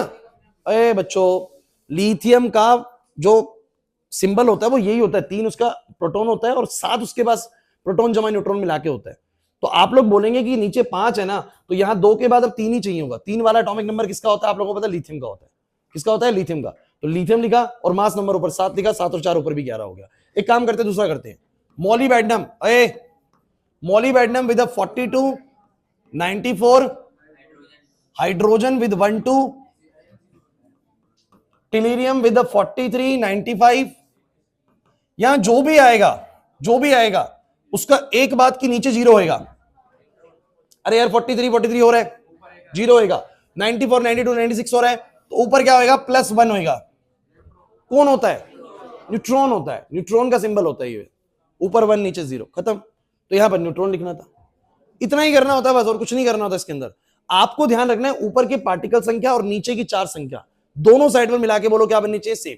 अब वो सेम कैसे बनाओगे? वो आपको कुछ ना कुछ यहां पर डालना पड़ेगा, न्यूट्रॉन, इलेक्ट्रॉन, पॉजिट्रॉन या कोई एटम डालना पड़ेगा। नहीं आ रहा समझ में? बस यही चीज है, और कोई भी है इसका? देख भाई इधर, ओए 2 और 2 4, ऊपर 4 नीचे 2 और 2 बराबर है। क्लियर? किसी भी रिएक्शन को आप लोग ऑब्जर्व कर लीजिए, सब में ऐसा ही मिलेगा। 2 और 2 ऊपर 3 और 1 4, नीचे देखो ये रहा रिएक्शन जो मैं तुम्हें भी करा रहा था, हीलियम वाला। नीचे 2 ऊपर भी, नीचे भी 2 सम बन रहा है। और सुन लो, और कोई है तो ये वाला बता दो। ये एंटी न्यूट्रिनो पार्टिकल, इसको हटा देना। बताओ ये एक्स क्या होगा? बताओ एक्स क्या होगा? बताओ एक्स क्या होगा? रितिका एक्स क्या होगा यहां पर? सोच के बताओ। उसको हटा देना, वो एंटी न्यूट्रिनो पार्टिकल है, उसका कुछ नहीं है। सोडियम 1122 कह रहा है ये एक्स कौन होगा? इसको मत काउंट करना, एंटी न्यूट्रिनो पार्टिकल है। इसका बताओ बराबर कैसे कर सकता हूं? भाई उधर 10 है, इधर 10 बनना चाहिए। क्या दिमाग लगा रहे हो? उधर 10 है, इधर 10 बनना चाहिए, तो 11 में से एक कम करके बनना चाहिए। मतलब यहां जो भी चीज हो उसका नीचे तो होना चाहिए -1, तब वो 11 माइनस ही बनेगा, और ऊपर 0। कौन होता है? इलेक्ट्रॉन होता है। नहीं आया समझ में? इलेक्ट्रॉन होता है। चेक कर लो इसका आंसर, अभी तुम्हें कंफर्मेशन हो जाएगा। इसके आंसर है सैंपल वालों के?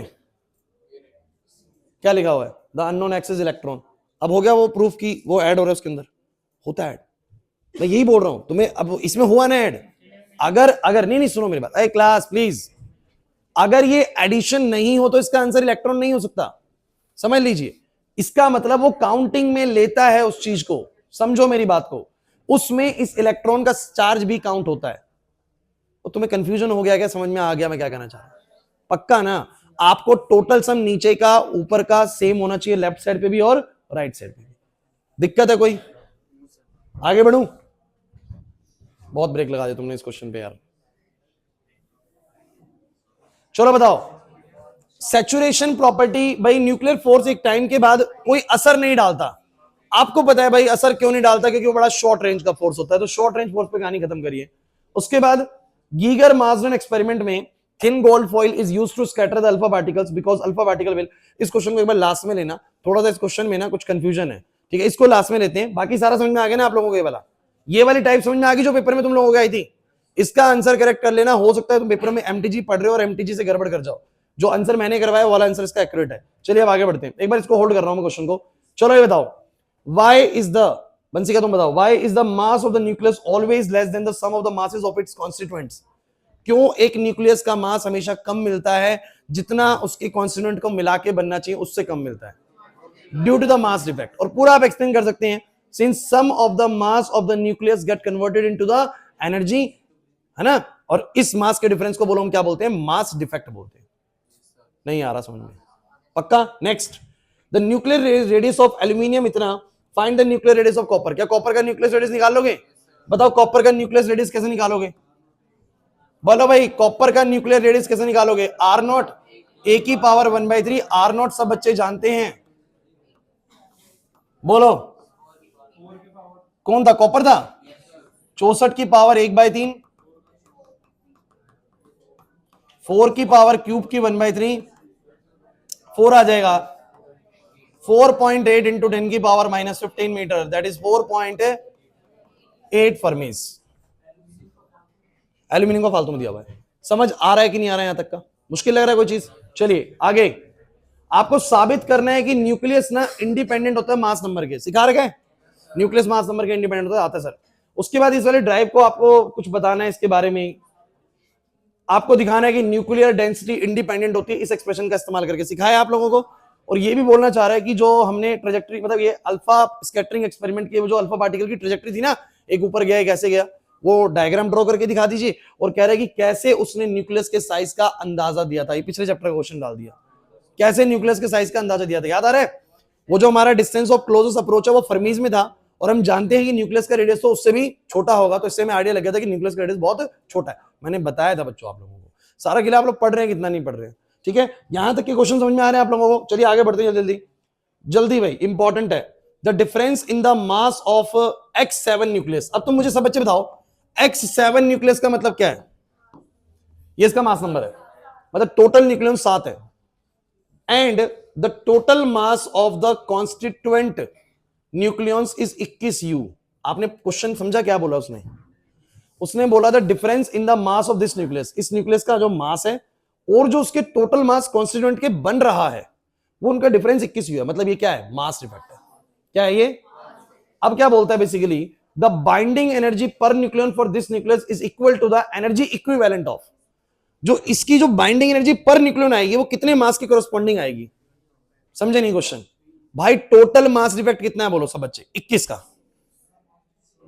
सुनो सुनो, उसने बोला न्यूक्लियस का मास और जो उसके न्यूक्लियस का जो एक्चुअल मास है और जितना हम कॉन्स्टिट्यूएंट का सोच रहे थे उनके बीच का डिफरेंस बोलो कितना है? 21। क्लियरली ये मास डिफेक्ट है। क्लियरली बोलो क्या है? अब टोटल 21 के यू से कुछ एनर्जी निकलेगी, 21 यू से कुछ ना कुछ एनर्जी निकलेगी, तो वो कह रहा है कि बाइंडिंग एनर्जी पर न्यूक्लियन कितने मास की कोरस्पॉन्डिंग होगी? यार 7 पार्टिकल है, कितने पार्टिकल है बोलो? 7।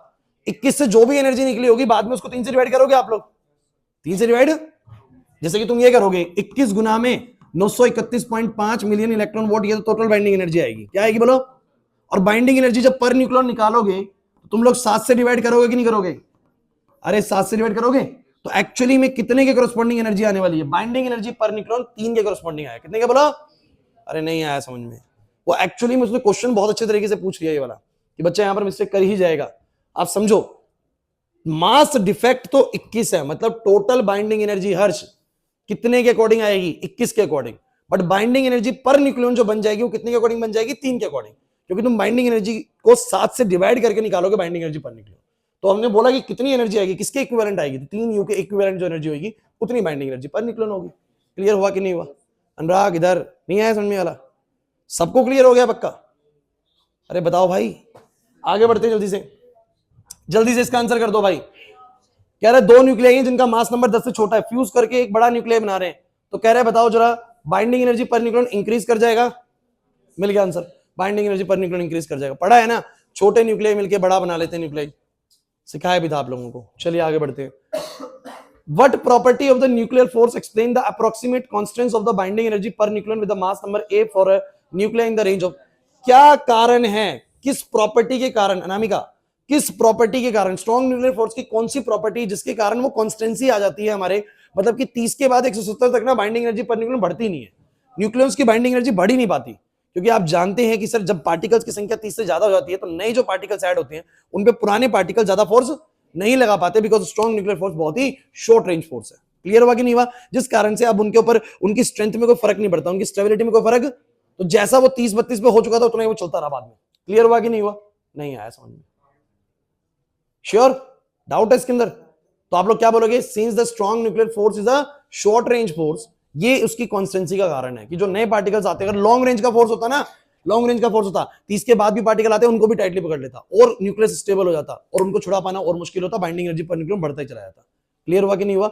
लेकिन शॉर्ट रेंज फोर्स होने के कारण जब पार्टिकल्स की संख्या ज्यादा हुई तो नए पार्टिकल्स के ऊपर पुराने पार्टिकल्स ने कोई भी इंफ्लुएंस नहीं दिखाया, जिस कारण से बाद में binding energy per nucleon increase नहीं हुआ। नहीं आया ये समझ में? अगर कॉन्सेप्ट क्लियर है ना तो पकड़ में आ जाएंगी चीजें, कॉन्सेप्ट नहीं आता भाई प्रॉब्लम लगेगा। चलिए आगे भाई पढ़ लीजिए जल्दी से। 4 न्यूक्लियाई हैं एलिमेंट के, फ्यूजन करके दे रहे हैं एक heavier nucleus with the release of energy, with the release of energy. Which of the two, the parent और द डॉटर? पेरेंट होता है बेसिकली, पेरेंट किसको बोलोगे आप लोग? जिनसे वो बना है, तो पेरेंट हो गए 4 न्यूक्लियर, 4 जो हमारे एटम्स हैं। डॉटर बेसिकली कौन हो गया? जो बना है। Would have the higher binding energy per nucleon. ये पेरेंट डॉटर में कंफ्यूज मत हो ना, पेरेंट कौन, जिनसे कोई चीज बनी हो, तो इन चारों से मिलके वो चीज बनी है, तो ये पेरेंट कंसिडर होंगे और जो बनेगा वो डॉटर कंसिडर होगा। आप जानते हैं छोटे न्यूक्लियाई जब मिलके बड़ा न्यूक्लियाई बनाते हैं तो बाइंडिंग एनर्जी पर न्यूक्लियन बढ़ जाता है, तो डॉटर्स की बाइंडिंग एनर्जी पर न्यूक्लियन क्या होगी, ज्यादा होगी, डॉटर की बाइंडिंग एनर्जी पर न्यूक्लियन ज्यादा होगी। नहीं आया समझ में, पढ़ रखा है, चलो आगे आओ, ये बना पाओगे, सुनते चलो, खत्म करना है बच्चों इसको आज। Draw the plot of the binding energy per nucleon as a function of the mass number for the different nuclei. वो प्लॉट, ये वाला प्लॉट कर लोगे, बस उसमें ध्यान रखना आयरन पे क्या कर देना, मैक्सिमम कर देना 8.75, याद आ रहे हैं, और लगभग 32 के बाद सल्फर के बाद ना सीधा सीधा चलाना, फिर यूरेनियम पे उतार देना। क्लियर हो रहा है कि नहीं हो रहा, अरे इतना तो आइडिया लग जाएगा ना बनाते वक्त। उसके बाद सुनो, the nuclei lying at the middle flat portion of the curve are more stable. Explain, कह रहा है वो जो बीच वाले एलिमेंट्स है वो ज्यादा स्टेबल क्यों है, क्योंकि इन सबका बाइंडिंग एनर्जी पर न्यूक्लियन लगभग एक जैसा है और बहुत हाई है, तो उन सबके न्यूक्लियस बहुत स्टेबल है। क्लियर होता है कि नहीं होता, शुरू वाले भी कम स्टेबल है, लास्ट वाले भी कम स्टेबल है। क्लियर होता है कि नहीं होता, चलिए आगे बढ़ते हैं। अब ये क्वेश्चन तुम लोगों का प्री बोर्ड में भी आया था, और मैंने ये क्वेश्चन ना क्लास के टाइम में ना वर्बली डिस्कस किया था आप लोगों से, कि क्वेश्चन पूछा गया है कि अगर प्रोटॉन और neutron in nuclear reaction conserve रहते हैं, मैं तुम लोगों को बार बार एक बात बोल रहा हूं कि तुम लेफ्ट साइड और राइट साइड के पार्टिकल्स देखना, इधर इधर 10 इधर 11 है तो इधर भी 11 ही है। अरे यार इधर 11 पार्टिकल्स है, लेफ्ट में देखो 10 और 11, तो इधर भी कितने बोलो 11। और थोड़ी देर पहले तुम ये मत भूलिए, जब मैं तुम्हें मास डिफेक्ट सिखा रहा था तो मैं तुम लोगों को बोल रहा था 4 पार्टिकल हैं हीलियम के 4 पार्टिकल हैं, 2 प्रोटॉन 2 न्यूट्रॉन, और कंबाइंड होने के बाद भी कभी मैंने ये बोला कि 4 नहीं रहेंगे 3 हो जाएंगे, अभी भी 4 ही रहेंगे। जब पार्टिकल पहले भी 4 थे बाद में भी 4 थे, तो मास डिफेक्ट कहां से आ गया फिर, बताओ। क्वेश्चन क्या है समझे नहीं, क्वेश्चन उसका ये है कि जब पहले भी 4 पार्टिकल थे, जब वो कंबाइन होने आए हीलियम के 4 पार्टिकल कैसे है, 2 प्रोटॉन और 2 न्यूट्रॉन कंबाइन होने आए। हमने क्या पढ़ा अनामिका, जब वो कंबाइंड होने आए तो उन्होंने अपने अंदर से कुछ एनर्जी रिलीज करी, कुछ एनर्जी जिससे वो लो एनर्जी में चले गए, स्टेबिलिटी पाली, और वो जो एनर्जी रिलीज हुई कुछ मास से एनर्जी रिलीज हुई, कुछ मास एनर्जी में कन्वर्ट हो गया, तो पक्का मास कम हो जाना चाहिए, लेकिन वो कहता है कि पहले भी 4 ही पार्टिकल होते हैं और हीलियम में भी आप 4 ही पार्टिकल बोलते हो, बाद में 4 ही तो बोलते हो, तो जब पार्टिकल कम ही नहीं हुए तो मास कहां से आ गया, फिर कहां से मास एनर्जी में कन्वर्ट हो गया।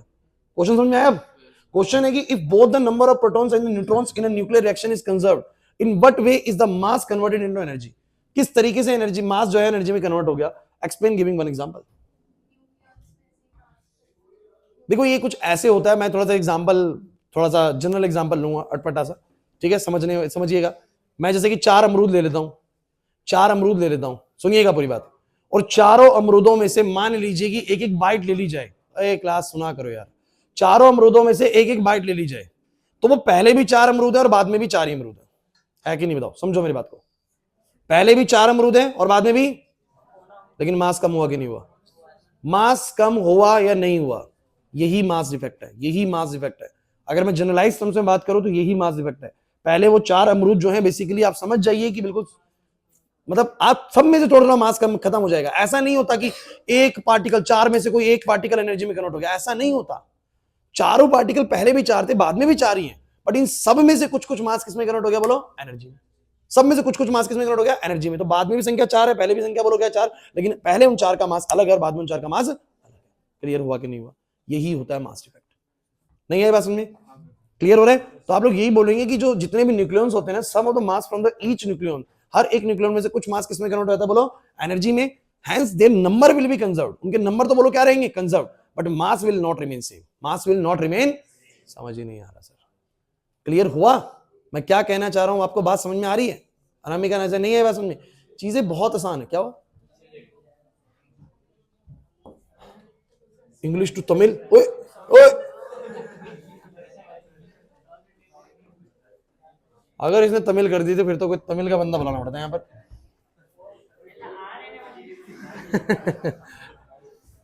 चलो सुनो, ओए बच्चों प्लीज यार, समझ नहीं आ रहा, पक्का ये क्वेश्चन समझ में आ गया। अनुराग बहुत बातें कर रहा है, इधर ध्यान नहीं दे रहा है। सबको क्लियर है तो आगे बढ़ूंगा। चलो, calculate the binding energy of an alpha particle in mega electron volt given. मेरे को यार ये क्वेश्चन आप लोग बिल्कुल सिंपल तरीके से आप लोग बता दो, कर पाओगे नहीं कर पाओगे, बिल्कुल नकली क्वेश्चन है, मैं तुम लोगों को करवा चुका हूं यार। हीलियम है, ए हीलियम है तनीषा। देखो हमारा 25 मिनट है, आप लोग बिल्कुल चुप रहे तो ही 29-30 क्वेश्चन पूरे हो पाएंगे। आप लोगों ने बीच बीच में ऐसे बातें बातें करते रहे ना, तो मुझे वो रिपीट करनी पड़ती है क्वेश्चन को। बिल्कुल चुप रहोगे, मैं बताऊंगा, खत्म, अगले पे आऊंगा। आप लोग ऐसे बातें करते रहोगे ना, मुझे लगेगा नहीं आ रहा, मैं दोबारा कराता हूँ उसको, 3 बार कराता हूँ, 3 बार बताता हूँ, टाइम बेकार हो रहा है उसमें। तो बिल्कुल चुप रहो, तभी 25 मिनट में पूरा हो पाएगा। मैं चाहता हूँ कि आज न्यूक्लियर पूरा हो जाए, हमारी मॉडर्न फिजिक्स पूरी हो जाए, नेक्स्ट क्लास रे ऑप्टिक्स शुरू कराओ। कुछ भी छुड़वा दोगे ना इसका, नेक्स्ट क्लास में फिर आधा घंटा खा जाएगा चैप्टर की। तो यहां पर बात करी थी उसने हीलियम की। देखो हीलियम की, उसने बोला था अल्फा पार्टिकल। अल्फा पार्टिकल यार तुम नहीं जानते कि अल्फा पार्टिकल मैं किसको बुलाता हूं? इसी को तो बुलाता हूं। और +2 से क्या होता है, न्यूक्लियस, न्यूक्लियस में तो 2 प्रोटॉन और 2 न्यूट्रॉन रहेंगे। अब वो कह रहा है कि बताओ जरा इसके अंदर से कितनी बाइंडिंग एनर्जी रिलीज होगी। अब बाइंडिंग एनर्जी निकालने के लिए मास इफेक्ट निकालना जरूरी है। क्या निकालना जरूरी है? बोलो मास इफेक्ट। और ये इतना इजी है कि तुम लोग पहले क्या निकालोगे? एक्सपेक्टेड मास। क्या निकालोगे? Expected mass of nucleus of helium. Helium का एक्सपेक्टेड मास तुम लोगों को क्या लगता है एक्सपेक्टेड कितना होगा? 2 MP प्लस 2 Mn। करवाया था मैंने, एमपी दिया हुआ है, एमपी दिया हुआ है, 2 Mn भी दिया हुआ है। यहां से 4 पॉइंट समथिंग कुछ आ जाएगा। ये एक्सपेक्टेड है, एक्चुअल भी दिया हुआ है, एक्चुअल भी दिया हुआ मास ऑफ हीलियम न्यूक्लियस। ये रहा तुम्हारा जो एक्सपेक्टेड आएगा वो ज्यादा आएगा इस एक्चुअल वाली वैल्यू से। सॉरीश इधर तुम्हारा जो एक्सपेक्टेड वैल्यू आएगा वो इस एक्चुअल वैल्यू से क्या आएगा? बोलो ज्यादा। जो डिफरेंस आएगा वो क्या है? Mass defect. क्या है बोलो? और जो मास डिफेक्ट तुम्हारा जो भी आया, जितने भी यू का आया, वो तुम्हें साफ बोल रहा है कि एक यू से कितना, मान के चलो 931.5 मिलियन इलेक्ट्रॉन वोल्ट। सी स्क्वायर छोड़ो, वो अलग चीज है। आप लोगों को बस ध्यान रखना है कि एक यू से कितना। आपको 931.5 सिखाया था आपने, अरे भैया आपका काम आसान कर रहा है, वो एक यू से बोल रहा है इतना मान लो। तो तुम लोगों का जो भी मास डिफेक्ट आया होगा, जो भी मास डिफेक्ट आया होगा, उतने यू डाल के निकाल लो। ऐसा क्वेश्चन तो मैंने क्लास में करवा दिया तुम लोगों को ऑक्सीजन को लेके, नहीं करवाया क्या?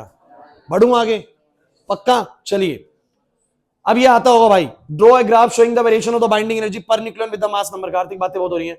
With the mass number for the different nuclei. आपको डिफरेंट डिफरेंट न्यूक्लियस के लिए आपको बाइंडिंग एनर्जी पर न्यूक्लियन का ग्राफ ड्रॉ कर रहे हैं। ऐसे ग्राफ जाएगा, ऊपर चला जाएगा। सिखाया है कि नहीं सिखाया? आगे बढ़ते, कर लोगे? कह रहे हैं इस ग्राफ के 2 साइलेंट फीचर्स आप लोग बताइए। तो भैया शुरू में वही बात है कि 30 से पहले तक उसकी binding energy per nucleon increase होती है, स्टेबिलिटी बढ़ती है, लेकिन 30 से लेकर 170 तक फिर ये बाइंडिंग एनर्जी कांस्टेंट हो जाती है, क्योंकि असर नहीं बढ़ता। और मैं आपको एक कारण और दे दूं कि 170 के बाद फिर क्यों गिरती है। जब पार्टिकल्स बहुत ज्यादा बढ़ जाते हैं तो न्यूक्लियर और अनस्टेबल होने लग जाता है। अनस्टेबल मतलब कि बाइंडिंग एनर्जी पर न्यूक्लियन नीचे जाएगी।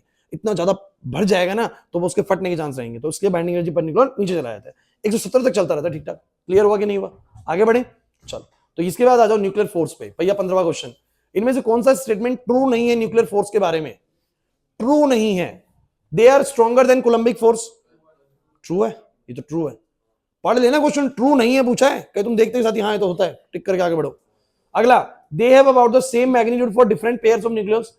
सेम ही होता है, मतलब इनका मैग्नीट्यूड चार्ज पे डिपेंड नहीं करता कि कौन सा है। दे आर ऑलवेज अट्रैक्टिव, ये गलत है।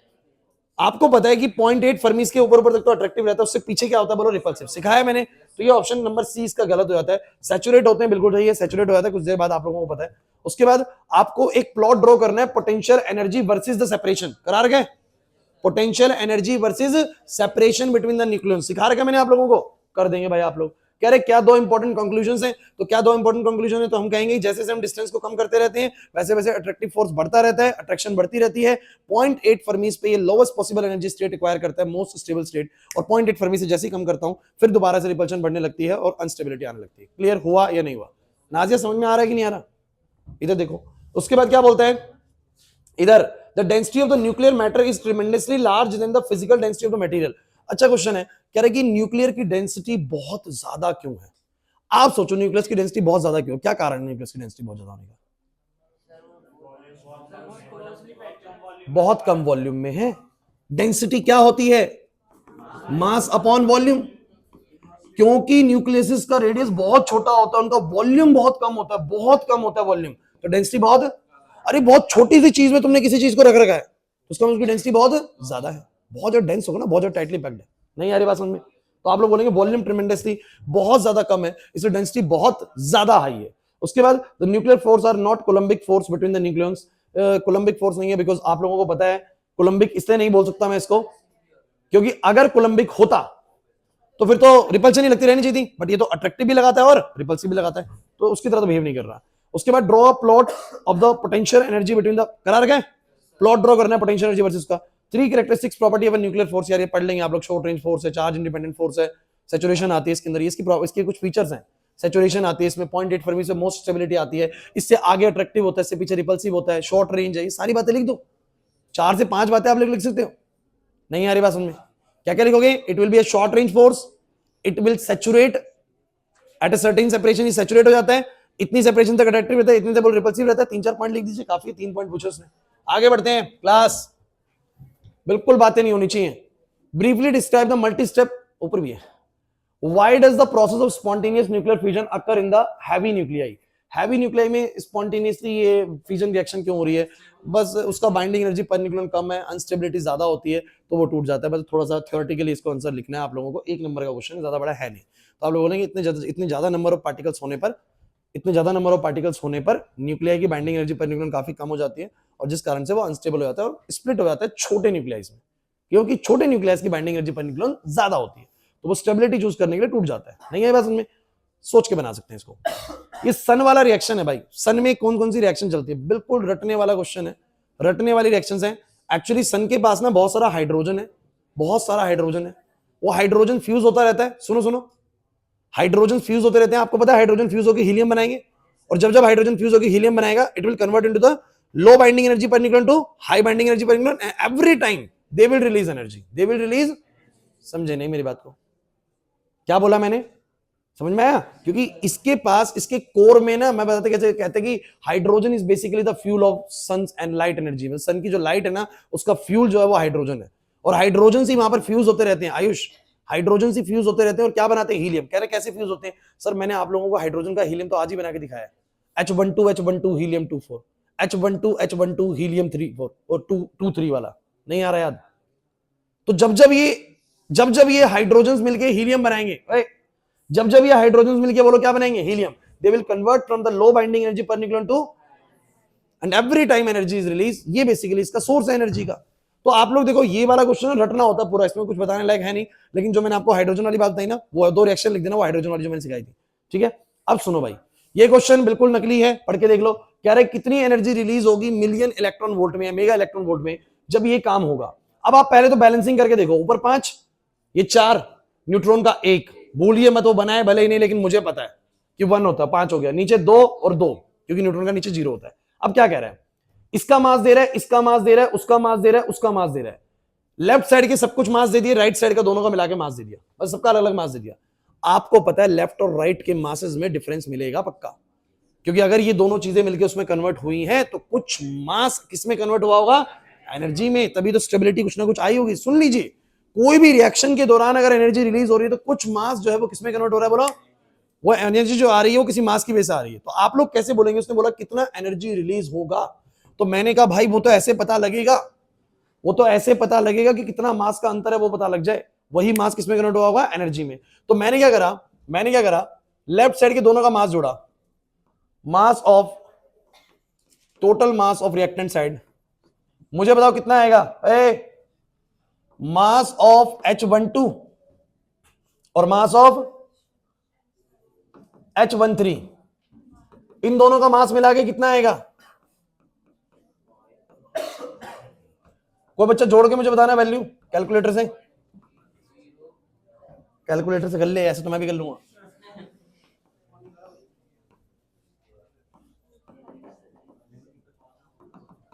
बोलो, मास ऑफ हीलियम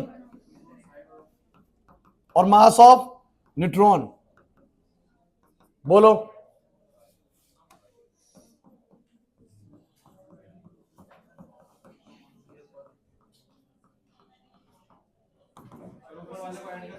बताओ। 15, इसका, अरे इतनी कैलकुलेशन तो कर लोगे पेपर में, मल्टीप्लाई थोड़ा ना करना है, ऐड करना है, एक के नीचे एक लगा के कर देना।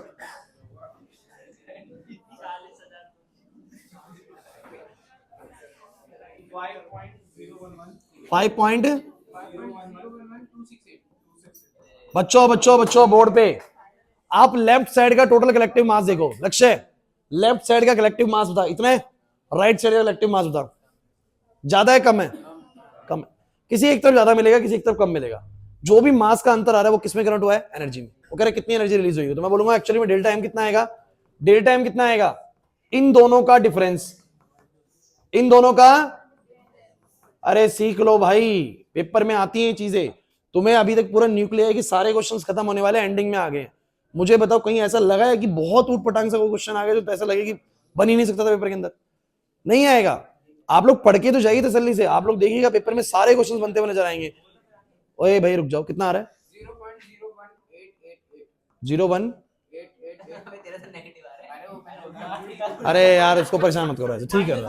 अब सुनो, ओए सुनो बच्चों, 15 मिनट है, मैं छोड़ूंगा नहीं जब तक पूरा होएगा नहीं, चाहे बैठ रहना 8 बजे तक। यही तुम्हारी तुम लोगों की सजा है। सुन लो, अब ये मास इफेक्ट है, ये मास इफेक्ट है। आप लोग जानते हो कि एक यू से कितनी निकलती है? उसने दिया है तो ठीक है, नहीं दिया तो हम लिखेंगे 931.5। और बोलो, और बोलो, इतने यू से कितनी निकलेगी?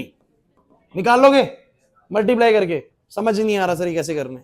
सिंपल क्वेश्चन है यार। क्वेश्चन या तो इस कैटेगरी से है या इस कैटेगरी से, वो भी आसान है, ये भी आसान है यार। लेफ्ट राइट का मास टोटल करना है। चलो, न्यूक्लियर फ्यूजन, न्यूक्लियर फ्यूजन में डिफरेंस बताना है।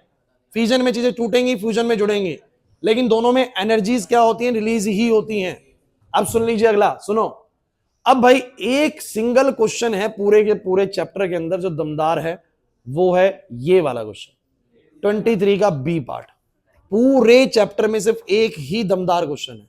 कुछ बच्चों को मैंने अलग से करवा भी दिया था ये, ठीक है, और मतलब बाद में जिनको डाउट थे उनको बता देता, लेकिन आप लोगों को मैं बताता हूं करना कैसे। कराऊं? चलो आ जाओ, क्वेश्चन पढ़ लो सभी बच्चे, क्वेश्चन पढ़ लो, तसल्ली से पहले क्वेश्चन पढ़ लो।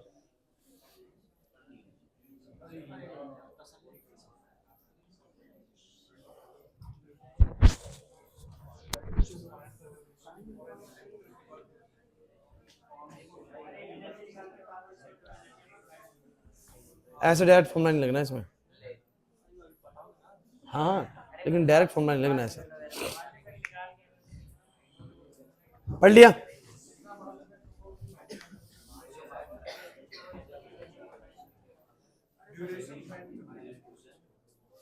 बढ़ूं आगे? अब क्वेश्चन समझना भाई, अब जो टाइम लगना है वो इसी क्वेश्चन पे लगना है, बाकी सब आसान है। क्वेश्चन ये है कि जो तुम लोगों का, इसमें शोर मत करना, ढंग से सुनना, नहीं तो कंफ्यूज हो जाओगे, पहले बता रहा हूं। वैसे आसान सी चीज है अगर ढंग से सुन ली गई तो, ठीक है, इससे बोर्ड पे सुनो बस। आपको एक रिएक्शन दी हुई है, आप लोग जानते हो कि ये हाइड्रोजन का कौन सा आइसोटोप है? ड्यूटीरियम। जब H11 होता है तो वो होता है प्रोटियम या हाइड्रोजन ही बोलते हैं उसको। जब H12 होता है तो ड्यूटीरियम, और H13 होता है तो ट्रीटियम। तो ये ड्यूटीरियम है। अब ड्यूटीरियम के जो पार्टिकल हैं, सुन लो, ड्यूटीरियम के दो पार्टिकल्स मिलकर एक रिएक्शन देते हैं कि वो हीलियम 3 में कन्वर्ट होते हैं और साथ में एक न्यूट्रॉन देते हैं। आज सिखाई भी थी मैंने आप लोगों को। और इतनी एनर्जी रिलीज करते हैं, इतनी एनर्जी रिलीज करते हैं, सिर्फ ड्यूटीरियम के दो एटम्स कंबाइन होने पर इतना एनर्जी रिलीज होता है। अब आगे सुनो, कह रहा है find the duration for which an electric bulb of 500 what can be kept glowing by the fusion of 100 gram of deuterium. कह रहा है कि अगर किसी बल्ब के अंदर हम 100 ग्राम ड्यूटीरियम रख दें, कितना ग्राम ड्यूटीरियम बोलो? 100 ग्राम ड्यूटीरियम, 100 ग्राम ड्यूटीरियम रख दे, तो आपको पता है वो फ्यूज होता रहेगा। अरे यार 2 ड्यूटीरियम फ्यूज होंगे इतना एनर्जी, फिर 2 ड्यूटीरियम फ्यूज होंगे इतना एनर्जी। जैसे 100 ग्राम ड्यूटीरियम से बहुत सारे ड्यूटीरियम के एटम्स होंगे, 100 ग्राम ड्यूटीरियम में बहुत सारे ड्यूटीरियम के एटम्स होंगे और वो फ्यूज हो के क्या देंगे बोलो? एनर्जी। तो कह रहा है बताइए 100 ग्राम ड्यूटीरियम कितने सालों तक या कितने समय तक ये बल्ब चलेगा अगर इस बल्ब की जो पावर है वो 500 वॉट की है, क्योंकि पावर पे भी डिपेंड करता है कि कितनी एनर्जी हर सेकंड में फेंक रहा है। तो अगर ये बल्ब 500 जूल हर सेकंड में फेंक रहा है, देखो 500 जूल फेंक रहा है तो अलग टाइम लगेगा, मतलब कुछ दिनों तक चलेगा। अगर ये एक सेकंड में 1000 वॉट का काम कर रहा है, मतलब 1000 जूल फेंक रहा है, तो फिर कम समय के लिए चलेगा। और सिर्फ 100 वॉट का बल्ब है, 100 ही जूल फेंकता है एक सेकंड के अंदर, फिर और लंबा चलेगा, क्योंकि पावर आपको बताती है कि एक सेकंड में कितना एनर्जी खर्च हो रहा है। इस क्वेश्चन को पहले सिर्फ समझना है, करना कैसे है वो बताऊंगा आप लोग, लेकिन ध्यान से समझो कि वो कहना क्या चाह रहा है कि जब 2 ड्यूटीरियम के एटम्स कंबाइन होते हैं और रिएक्शन में कुछ फ्यूजन व्यूजन करते हैं, तब इतना एनर्जी रिलीज होता है, 3.27 मिलियन इलेक्ट्रॉन वोल्ट का एनर्जी रिलीज कर देते हैं। अब वो कह रहा है बताइए अगर एक बल्ब के अंदर 100 ग्राम हम ड्यूटेरियम को प्लेस कर दे, तो ये 100 ग्राम ड्यूटेरियम में बहुत सारे ड्यूटेरियम के एटम्स होंगे और वो फ्यूज हो होके एनर्जी रिलीज करते रहेंगे। तो कह रहा है बताओ 100 ग्राम ड्यूटेरियम कितने सालों तक चल जाएगा, कितने समय तक चल जाएगा ये बल्ब कि इसमें एनर्जी बनती रहे, अगर ये हर सेकंड में 500 जूल की एनर्जी फेंक रहा है, मतलब 500 वॉट का बल्ब। क्लियर हो गया? क्वेश्चन क्लियर हो गया आप लोगों को? अब आगे बढ़ते हैं। अब अगर मैं ये पता लगा लूं किसी तरीके से, मुझे पता है कि 500 जूल हर सेकंड में खर्च हो रहा है, मैं बस ये पता लगा लूं कि 100 ग्राम ड्यूटेरियम कितनी एनर्जी पैदा करेगा, तो मेरे को पता लग जाएगा कितने दिनों में खत्म हो जाएगा। सोचो 100 ग्राम ड्यूटेरियम, एग्जांपल के तौर पे बोल रहा हूं, 100 ग्राम ड्यूटेरियम सिर्फ 1000 जूल एनर्जी बना रहा है, कितनी बोलो, और 500 जूल हर सेकंड में खर्च हो रही है, 2 सेकंड में खत्म हो जाएगा बल्ब। नहीं समझे ना? तो you just have to find the energy produced by the 100 gram deuterium. नहीं समझे ना कैलकुलेशन? अगर एनर्जी पता लग गई तो फिर मैं डिवाइड करके निकाल लूंगा कि अगर 1 सेकंड में 500 खर्च हो रही है तो इतनी एनर्जी कितने दिनों में खर्च हो जाएगी। क्लियर होता है कि नहीं होता? क्वेश्चन क्लियर होता है कि नहीं होता? पहले बताओ, सबको क्लैरिटी इसको लेके। और मुझे एनर्जी कैसे पता लगेगी? तो यार ये सिर्फ केमिस्ट्री है, अब सिर्फ केमिस्ट्री है कि 2 ड्यूटेरियम इतनी बना रहे, तो 100 ग्राम ड्यूटेरियम कितनी बना रहा है। तो यार ऐसा करो, पहले 100 ग्राम ड्यूटेरियम में पता लगा लो कितने ड्यूटेरियम है, कितने। तो एक फॉर्मूला होता है नंबर ऑफ मोल्स वाला, तुमने पढ़ा होगा सब बच्चों ने। नंबर ऑफ मोल्स बराबर में किसी भी चीज का होता है उसका मास अपॉन में उसका मोलर मास इनटू में number of atoms divide by में एवोगैड्रो नंबर होता है। अरे पढ़ा है कुछ ऐसा? अरे केमिस्ट्री पढ़ते नहीं हम, सही है। अब सुनो, इनको इक्वेट करो, जैसे कि मास मुझे दिया हुआ ड्यूटेरियम का 100 ग्राम, मोलर मास 2 होगा, और जैसे हाइड्रोजन का 1 होता है, हीलियम का 4 होता है। अरे 4 ग्राम पर मोल, 2 ग्राम पर मोल, 2 4 याद कर लो वैसे, यूनिट में जाओ। तो मास पता है, मोलर मास पता है, नंबर ऑफ एटम निकल जाएंगे। तो 100 ग्राम ड्यूटेरियम, सभी बच्चे कितने ग्राम ड्यूटेरियम? 100 gram deuterium. एक ड्यूटेरियम का जो मोलर मास होता है, तुम्हें अगर थोड़ी सी केमिस्ट्री तुम्हारी बढ़िया है ना, तो तुम्हें वैसे ही पता होना चाहिए molar mass of deuterium sir 2 ग्राम पर मोल होगा, क्योंकि 2 न्यूक्लियॉन्स है इसके पास, 2 ग्राम पर मोल होगा। हीलियम का 4 होता है, 4 ग्राम पर मोल होता है। इसका मतलब 1 मोल का इसका 2 ग्राम वजन होता है। ये 2 ग्राम जब ये होता है तो 1 मोल होता है। 100 ग्राम में मैं तो कह रहा हूं डायरेक्टली पता लग रहा है 50 मोल है। कितने मोल है? 100 ग्राम है भैया, 2 ग्राम इसका 1 मोल का होता है, तो 50 मोल हो गया। वैसे ही सीधा पता लग रहा है। नीचे लिखूंगा 2, आपको ज्यादा टेंशन लगे ना, यूनिट में मत जाना। 100/2 लिखा, यहां पर आएगा number of atoms, deuterium atoms, बताओ कितना आया? अरे आसान है भैया, नंबर ऑफ ड्यूटेरियम्स कितने आगे बोलो, नंबर ऑफ ड्यूटेरियम्स कितने आगे बोलो। 50 से काटेंगे, 50 से मल्टीप्लाई करेंगे, इसको 5 से कर दो, 30.110 इंटू में 10 to the power 24 atoms of deuterium. किसको समझ नहीं आया कि पता नहीं क्या कर दिया सबने? अरे भैया 100 ग्राम दिख रहा है, मैं तो कह रहा हूं 100 ग्राम देखते 2 ग्राम के हिसाब से 50 मोल हो गया। 50 मोल मतलब 1 मोल का मतलब 6.0222 50 से मल्टीप्लाई करा, ये आ गया हर्ष यहां पर। अब इतने ड्यूटेरियम्स हैं, बता इतने ड्यूटेरियम कितनी एनर्जी पैदा करेंगे? तो पहले तुम्हें पता है कि 2 ड्यूटेरियम, 2 ड्यूटेरियम ऐसे लिख दूंगा, 2 ड्यूटेरियम एटम्स, 2 ड्यूटेरियम एटम्स कितनी एनर्जी पैदा कर रहे हैं सब बच्चे बताओ? 3.27 मिलियन इलेक्ट्रॉन वोल्ट। तो बताओ एक ड्यूटेरियम कितनी कर रहा है? एक ड्यूटेरियम, अरे यार नहीं आ रहा समझ में, कितना आएगा बोलो? 1.63, बस तुम छोड़ देते हैं, कोई दिक्कत नहीं, 635 भी लिख देते हैं वैसे। इतने की पैदा कर रहा है एक ड्यूटेरियम। तो अब निकल तो गया इतने ड्यूटेरियम कितनी करेंगे। तो टोटल एनर्जी प्रोड्यूस्ड बाय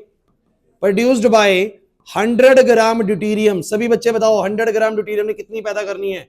तो बोलेंगे सर 100 ग्राम ड्यूटेरियम में कितने ड्यूटेरियम्स हैं? ओए इधर 100 ग्राम ड्यूटेरियम में कितने ड्यूटेरियम है? इतने ड्यूटेरियम है। और हर एक ड्यूटेरियम कितनी एनर्जी पैदा कर रहा है बोलो? 1.635। अब मैं इसको चेंज कर लेता हूं जूल में, क्योंकि मेरे को जूल के हिसाब से वहां पर दिया हुआ है। तो भाई मेगा के लिए बनेगा 10 की पावर 6, इलेक्ट्रॉन वोल्ट के लिए 1.6 इंटू 10 की पावर क्या बोलो? अभी आप लोगों को लगेगा ये बहुत ज्यादा, वैसे है तो पावर तो सॉल्व करनी है। 30 इंटू में ये मैं करके दिखाया था, कोई नहीं क्वेश्चन तुम्हें पूरा ही 50 साल हो गए, कोई नहीं देखते हैं। 30.110 और ज्यादा चलेगा, बल्कि 30.110। तुम्हें ये समझ में आ रहा है कि नहीं आ रहा? पहले मुझे तुम ये बता दो। ये आ गया 78.76 इंटू में ये बना 30, ये बना 19, तो 11। इतने जूल्स का एनर्जी पैदा करेगा ये 100 ग्राम ड्यूटेरियम। तुम्हें पता है 500 जूल हर सेकंड में खर्च हो रहा है, तो यूनिटरी मेथड भैया जो बचपन में सीखते आ रहे हो, 500 जूल अगर खर्च होता है 1 सेकंड के अंदर, तो 1000 खर्च होता 2 सेकंड में, ऐसे कर रहे ना, तो इतना कितने दिनों में खर्च होगा? तो इसको इधर करोगे, कह रहे पता नहीं क्या कर रहे हैं, डिवाइड बाय 500 करोगे, अरे हर सेकंड में 500 खर्च हो रहा है तो इतना कितने दिनों में खर्च होगा? नहीं आ रही बात समझ में? तो इसको डिवाइड करोगे तो कितना आएगा?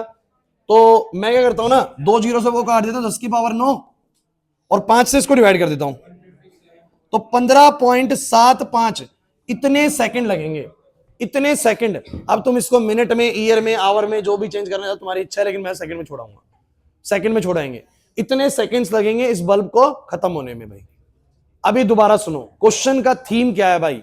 इस क्वेश्चन को रटने की जरूरत नहीं है। आपको क्वेश्चन में ये बोला गया था, आदर्श सचिन पेपर में आएगा, नहीं कर पाओगे, मजाक लग रहा है, कुछ ना कुछ छूटेगा, 2 छूट जाएगा, बता रहा हूं। इतनी बार बच्चे टेस्ट में देते हैं क्वेश्चन, ये 2 ही भूल जाते हैं, वो सीधा एनर्जी ले लेते हैं। ड्यूटेरियम रिलीज कर रहा है 3.27 की, अरे भैया 2 ड्यूटेरियम रिलीज कर रहे इतनी, 1 ड्यूटेरियम कितनी करेगा? इसकी आधी रिलीज करेगा। तो मैंने 1 ड्यूटेरियम का पहले एनर्जी निकाला, फिर मैंने देखा 100 ग्राम में कितने ड्यूटेरियम है, मैथमेटिक्स उसके लिए केमिस्ट्री लगाई, 100 ग्राम 2 ग्राम पर मोल के हिसाब से 50 मोल हो गया, मल्टीप्लाई करा, इतने ड्यूटेरियम से 1 ड्यूटेरियम इतनी कर रहा है, तो इतने ड्यूटेरियम कितनी करेंगे? नोट एनर्जी निकाल दी। अब हर सेकंड में 500 खर्च हो तो इतनी कितने दिनों में खर्च होगी, निकाल लेंगे। लॉजिक क्लियर हो रहा है आप लोगों को? अगर हर सेकंड में 500 खर्च हो रही है तो 100 ग्राम ड्यूटेरियम कितने साल तक चलेगा? तो ये निकालना बहुत जरूरी है कि 100 ग्राम ड्यूटेरियम कितना एनर्जी रिलीज कर सकता है, और वो कैसे निकलेगा? तो पहले पता लगाना पड़ेगा कि 1 ड्यूटेरियम कितनी कर रहा है, फिर मैंने 100 ग्राम ड्यूटेरियम में देखा कितने ड्यूटेरियम होंगे, फिर उसके हिसाब से टोटल एनर्जी आ गया। अब समझ में आया आप लोगों को? नहीं आ रहा समझ में? मुश्किल चला गया क्वेश्चन? बहुत इजी है अगर तुम थोड़ा सेंस लगा रहे तो। इसके बाद सुनो, इसके बाद सुनो, कोई नहीं जाएगा, बैठे रहो। क्वेश्चन सुनो, ये वाला बताओ मुझे, ये वाला अब हो जाएगा? कितने साल लगेंगे, कितने साल लगेंगे एक 2 किलो ड्यूटेरियम को 800 वोल्ट के हिसाब से जलते हुए, अगर वो इतना कर रहा है? चलो मैं तो वर्बली इसको करने की कोशिश करते हैं। 2 किलो ड्यूटेरियम मतलब कितना? 2000 ग्राम। 2000 ग्राम मतलब कितने मोल? 1000 मोल। कह रहे पता नहीं क्या कर रहे हैं। 2000 ग्राम ड्यूटेरियम, हर एक मोल का 2 ग्राम होता है, तो बताओ कितने मोल हो गया?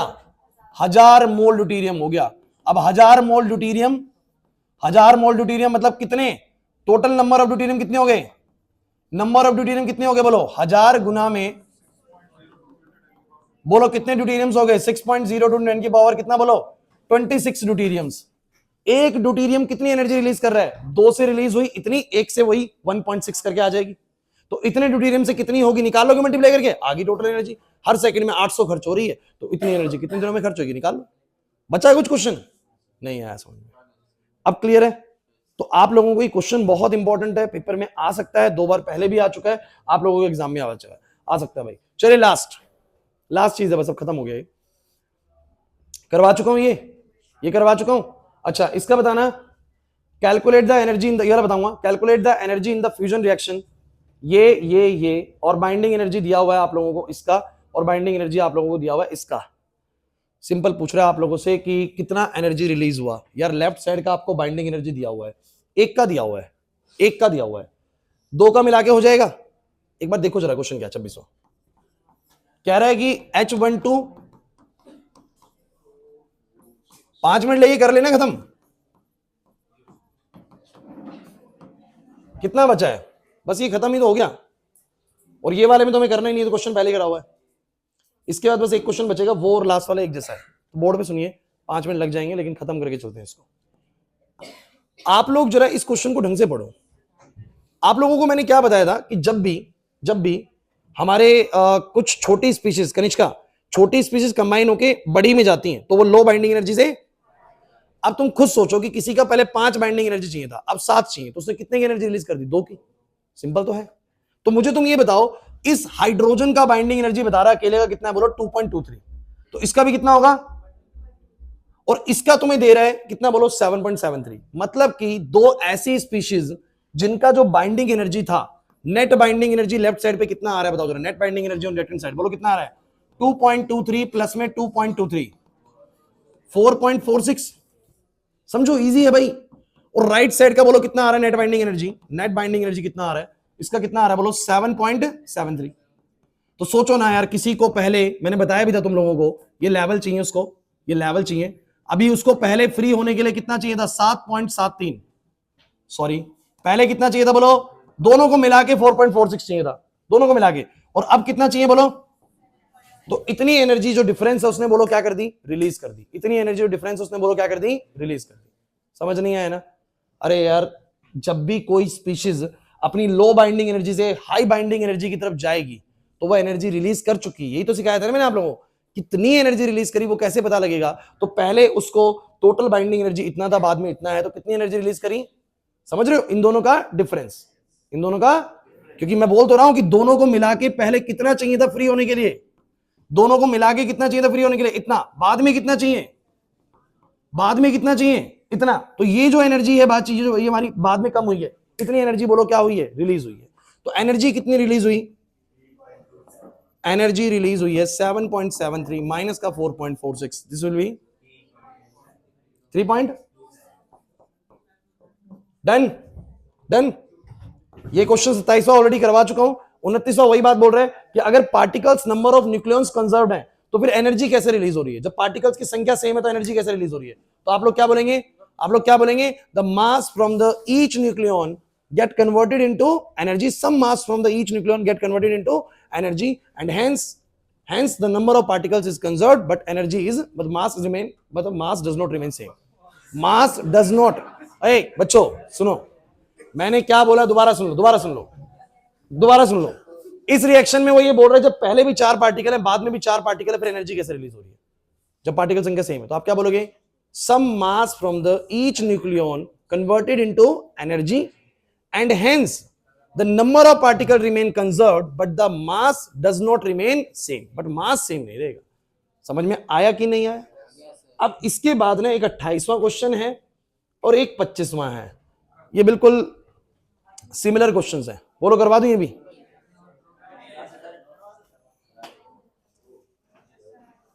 कर लो, 2 मिनट लगेंगे, 2 मिनट लगेंगे, क्या कह रहे हैं, खत्म हो गया ना, फिर चुप रहोगे तो 2 मिनट में हो जाएगा। 25वां पढ़ो, एक न्यूक्लियस है जिसका मास नंबर 240 है, ओए एक न्यूक्लियस है जिसका मास नंबर 240 है, मुझे नहीं पता कौन सा न्यूक्लियस है, उसका मास नंबर 240 है, and binding energy per nucleon, binding energy per nucleon है 7.6, क्योंकि आप लोग ये ना भूलें अगर बाइंडिंग एनर्जी को ए से डिवाइड कर रखा है तो वो बाइंडिंग एनर्जी पर न्यूक्लियन है, एक की बाइंडिंग एनर्जी नहीं आ रही बात। पिछले क्वेश्चन में जो एनर्जी दी हुई थी वो बाइंडिंग एनर्जी दी हुई थी, बाइंडिंग एनर्जी पर न्यूक्लियन पूरी एनर्जी थी। अब सुन लो, कह रहे ये ब्रेक हो जाता है 2 फ्रैगमेंट्स में, ये ब्रेक हो जाता है 2 फ्रैगमेंट्स में, एक फ्रैगमेंट दोनों का जो फ्रैगमेंट का है ना, मतलब y और y मान लो दोनों का ही 120 है, दोनों का ही 120, कह रहे breaks into 2 fragments each of the mass number 120 with the binding energy per nucleon 8.5, binding energy per nucleon 8.5, फिर से चीजें लो बाइंडिंग एनर्जी से high binding energy per nucleon की तरफ कन्वर्ट हुई है, एनर्जी रिलीज हुई है, एनर्जी कह रहा कितनी टोटल एनर्जी रिलीज हुई भाई, लेकिन आप ये गलती मत करिएगा, उसने अभी बता रखा बाइंडिंग एनर्जी पर न्यूक्लियन, इधर का अगर एक न्यूक्लियन 7.6 था, वहां पर जाके एक न्यूक्लियन का कितना हो गया 8.5, तो हर न्यूक्लियन पे कितना एनर्जी खर्च हुआ पता है, 0.9 का, कितने का बोलो, और बताओ जरा कितने न्यूक्लियंस हैं, 240 न्यूक्लियंस है, कितने न्यूक्लियंस हैं, समझे नहीं, फर्क नहीं समझे क्या बोल रहा चाह रहा भाई, आपका ये बता रहा है बाइंडिंग एनर्जी पर न्यूक्लियन, हर एक न्यूक्लियन का बाइंडिंग एनर्जी 7.6 और वहां जाके हर एक न्यूक्लियन का कितना हो गया 8.5 हो गया, सबका देखो दो, इसके भी 120 है, इसके भी 120, लेकिन कह रहा binding energy per nucleon same है, तो मुझे तुम ये बताओ कि टोटल एक न्यूक्लियन पे कितना बाइंडिंग एनर्जी बढ़ा, एक न्यूक्लियन पे 0.9 का, मतलब हर न्यूक्लियन ने कितनी एनर्जी रिलीज करी 0.9 की, 240 ने कितनी रिलीज करी होगी, 240 इंटू 0.9, 240 इंटू, और इजी करता हूं अगर तुम लोगों को ऐसे लगता है तो तुम लेफ्ट साइड का क्या करो, लेफ्ट साइड की टोटल बाइंडिंग एनर्जी निकाल लो, जैसे पिछला करवाया था। एक बात बताना अनुराग, पिछला वाला क्वेश्चन कैसे कराया था, कोई जल्दी मत करिए जाने की, क्वेश्चन सुनिए, ये क्वेश्चन ज्यादा जरूरी है आपके जाने से। 2 आपके पास हाइड्रोजन के एटम से इनका नेट बाइंडिंग एनर्जी निकाल लिया, राइट का नेट बाइंडिंग एनर्जी निकाल लिया, नेट बाइंडिंग एनर्जी निकाल लिया और डिफरेंस कर दिया, उतनी एनर्जी रिलीज हुई। अभी लेफ्ट का नेट बाइंडिंग एनर्जी कैसे निकलेगा तनिष, एक न्यूक्लियन का 7.6 है तो 240 का कितना होगा, 240 इंटू 7.6, एक नंबर आएगा कितना, कितना 1824, सही है। राइट का बताते हैं, राइट की टोटल बाइंडिंग एनर्जी, राइट की total binding energy right side की बताओ, 120 पार्टिकल्स 8.5 के हिसाब से और 120 पार्टिकल ये भी 8.5 के हिसाब से।